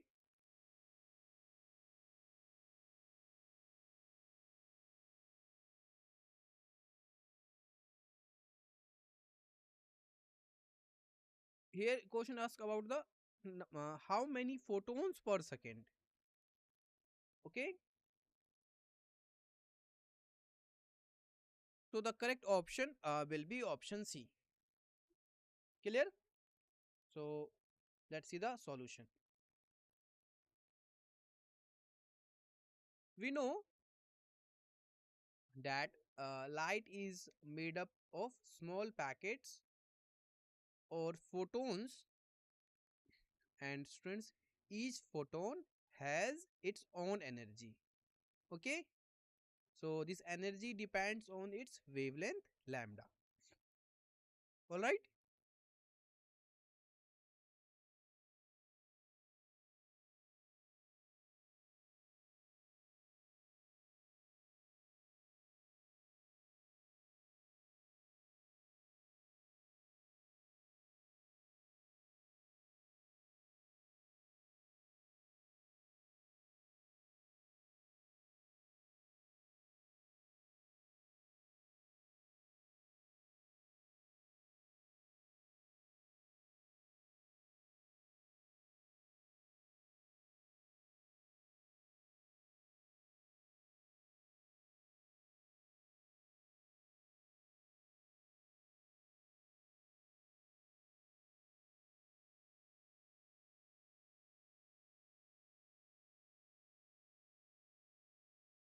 So for this we use formula E1 equal to Hc divided by lambda.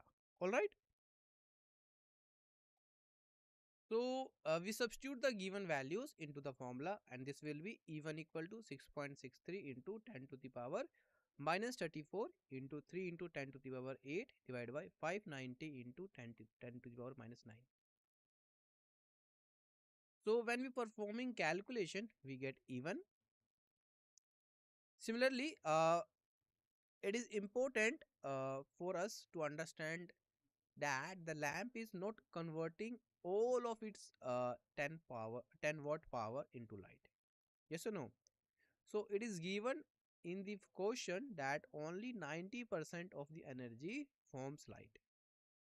Therefore, we first need to calculate the energy that is actually converting into light. So here that energy is equal to 90 divided by 100 into 10. Okay, so it will be equal to 9 watt. This means that the lamp is producing 9 joules of light energy every second. So we have two things. First, how much total light energy is being emitted per second. Second, what is the energy of one photon? Okay, and if we divide the total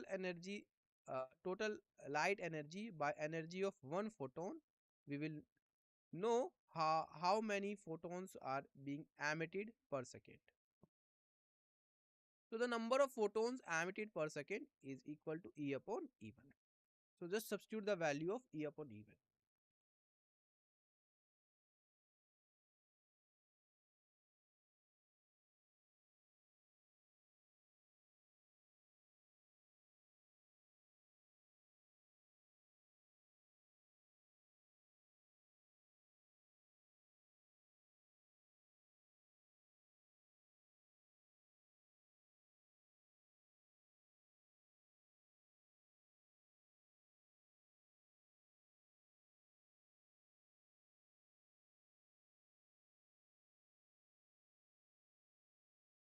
So when we substitute the values,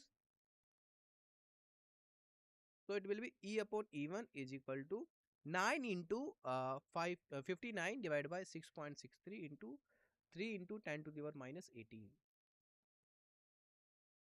So when we performing calculation, it will be 0.267 into 10 to the power 20. Okay. Next question. Two monochromatic beams A and B of equal intensity I hit a screen. The number of photons hitting the screen by beam A is twice that by beam B.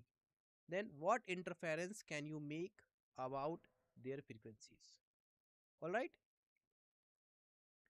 The question asks that if the intensity of two monochromatic beams A and B is equal and the number of photons in beam A is double the number of photons in beam B, then what will be the relation between their frequencies?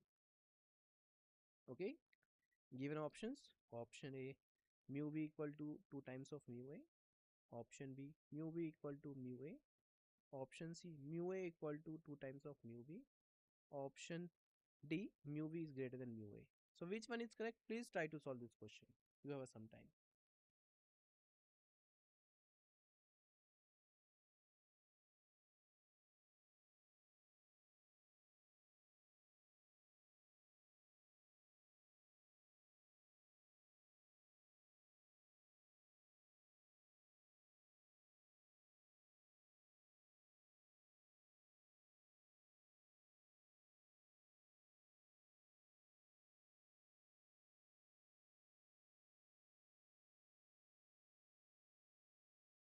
Which one is correct?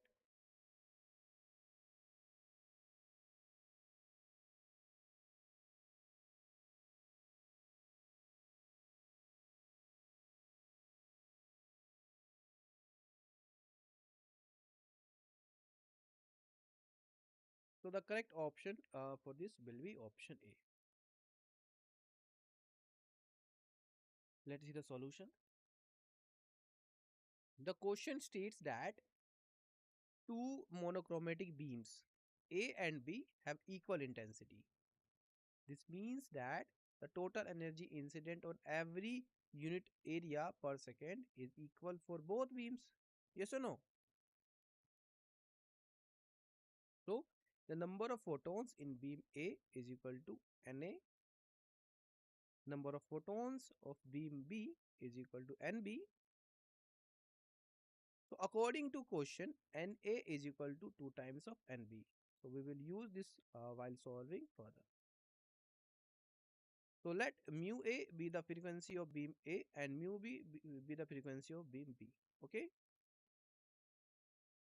So we know that intensity is directly proportional to the energy of radiation. So we can say intensity is directly proportional to energy of radiation. And the energy of a photon is h nu. So the formula for total energy and intensity will be h nu is directly proportional to h nu into number of photons. Because the intensities of both beams are equal, we can assume their intensity ratio to be equal to 1. So for now, we will write Ia upon Ib is equal to Na into nu A divided by Nb into nu B. So according to question, Ia equal to Ib. So it will be Na nu A equal to Nb nu B. Now we will substitute 2 times of Nb in place of Na, which is given to us in the question. We will get nu A upon nu B is equal to Nb upon Na is equal to 1 by 2. Thus we can say nu B equal to 2 times of nu A. Okay, clear? Yes or no? Next question.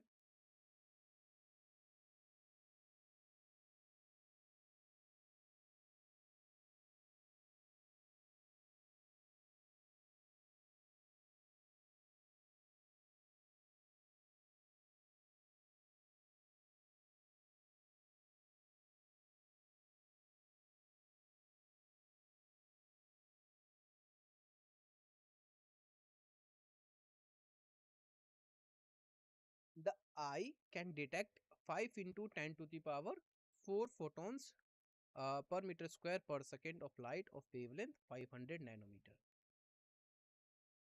The ear can hear intensity up to 10 to the power minus 13 watt per meter square. As a power detector, which is more sensitive. Students, in this question, it is asked which of the eye and the ear is more sensitive as a power detector, and what is the relationship between their sensitivities. Given options: option A, sensitivity of eye is 1/5 of the ear. Option B, sensitivity of eye is 5 times of the ear. Option C, both are equally sensitive. And option D, eye cannot be used as a power detector. Okay, so which option is correct? Option A, option B, option C, or option D? Please solve this question. You have some time and find out the correct one. Okay.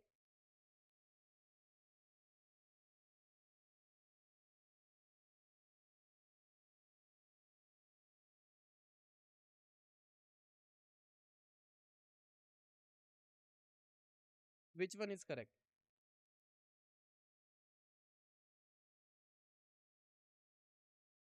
So by using these given terms, we can find out the our answer. Okay. So here you have to find out the which one is correct. A, B, C, or D.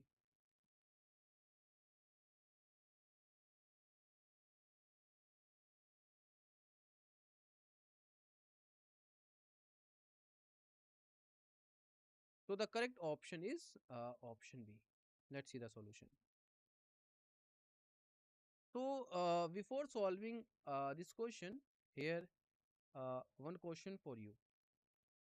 What is sensitivity? Anyone? Basically, sensitivity refers to the minimum power uh, a detector can detect. Okay, so the detector that detects less power will be more sensitive. Intensity is often defined as sensitivity of I equal to energy detected per square meter. Okay, so it is given that the I can detect 5 into 10 to the power 4 photons per square meter per second. These photons are from of 500 nanometer wavelength. Okay, so we need to find the energy of the group of photons. This formula for this is E equal to n into hc by lambda. Now we will calculate the total energy that the eye detects every second. So for this, the number of photons will be multiplied by the energy of one photon. The sensitivity of eye is equal to 5 into 10 to the power 4 into 6.6 into 10 to the power minus 34 into 3 into 10 to the power 8 divided by 500 into 10 to the power minus 9. So when we solving this calculation, we will get sensitivity of I is equal to 0.2 into 10 to the power minus 13 watt per meter square. Okay. So the question provides the minimum intensity detection ability of the ear, that is 1 into 10 to the power minus 13 watt per meter square. So now we compare these values of both. It is clear visible here that the value for the eye is less than that for the ear. Okay, this means that the eye requires much less power for detection compared to the ear. So we can say that the sensitivity of eye is 5 times greater than the sensitivity of ear. Okay, next question. The photoelectric threshold wavelength for silver is lambda naught. The energy of the electron ejected from the surface of silver by an incident light of wavelength lambda will be what? So students, in this question you have to calculate the kinetic energy of electron that is ejected from the surface of silver using the formula for photoelectric effect. Okay, so given options: option A, hc into lambda minus lambda naught; option B, hc into lambda naught minus lambda; option C, hc divided by lambda naught minus lambda; and option D, hc into lambda naught minus lambda divided by lambda into lambda. So which option is correct? Option A, option B, option C, or option D? So please try to solve this question. You have some time. Okay, this is very simple question. Just if you know the Einstein if you know photoelectric effect formula, Einstein photoelectric formula, then you will be get the correct option. All right.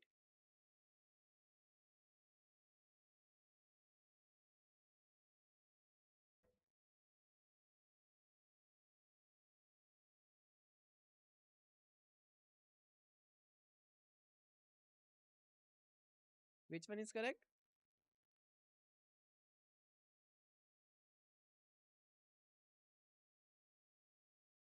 D. Anyone?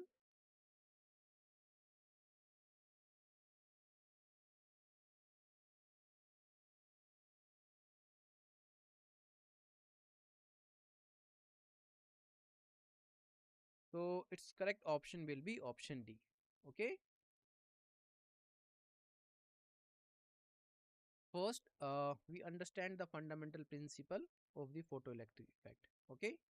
So according to this, when light falls on the surface of a metal, a part of its energy is spent in ejecting an electron from that metal, and the remaining part is converted into kinetic energy, electrons kinetic energy. Okay, so its formula is Einstein photoelectric equation. We can say Ek equal to Sc divided by lambda minus Sc divided by lambda naught. Here Ek is the kinetic energy of the ejected electron.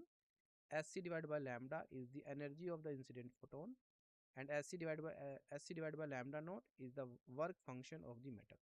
All right. Further, we can simplify this equation by taking Sc as a common factor from both terms it will be SC into 1 upon lambda minus 1 upon lambda naught. All right.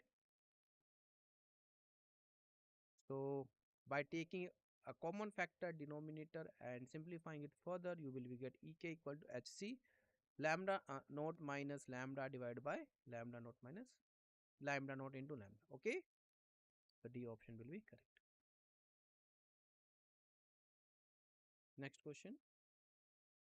In photoelectric effect, match the following column first with column second. So two columns related to the photoelectric effect are to be matched. Okay. In column first, what happens when the frequency or intensity of incident light is increased, or when the work function of the metal is increased? And in column second, their results are given. Okay. You have to find out the correct relation. Clear? So please find out the correct relation. You have some time. Please solve. So in column first, its frequency of incident light is increased. Column second, stopping potential may increase. Column first, if intensity of incident light is increased. Column second, stopping potential must increase. Option C, if work function of the metal is increased. And column second, photo effect may stop. Okay, you have to find out the correct relation. All right, please solve.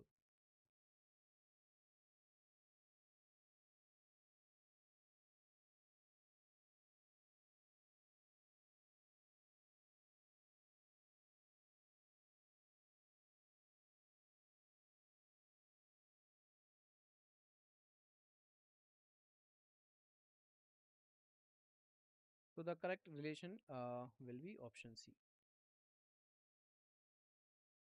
In this question, different scenarios of photoelectric effect are to be matched.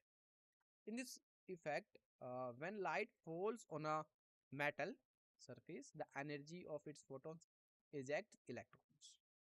So Einstein photoelectric equation is the foundation of this process. As we know, E V naught is equal to H into nu minus nu naught. So H nu equal to kinetic energy plus W naught. Okay, where W naught is work function. So here let's assume that mu A is the frequency of beam A and mu B is the frequency of beam B. Okay. So the formula for intensity is I is directly proportional to the energy of radiation. Okay, or we can say I is directly proportional to H nu into number of photons. This means intensity depends on the energy of photons and the number of photons. So when intensity increases, the number of incident photons increases, but the energy of each photon is not affected if frequency is constant. More photons means more electrons will be emitted, but their maximum kinetic energy and uh, their therefore the stopping potential will not be affected. However, in the option uh, IA upon IV equal to Na into n nu A upon nV upon nu V. So we can say A matches with second, B matches with first, and C matches with third. All right. So thank you for your attention. That's all for the today. If you have any doubt, please ask. Anyone? Any doubt?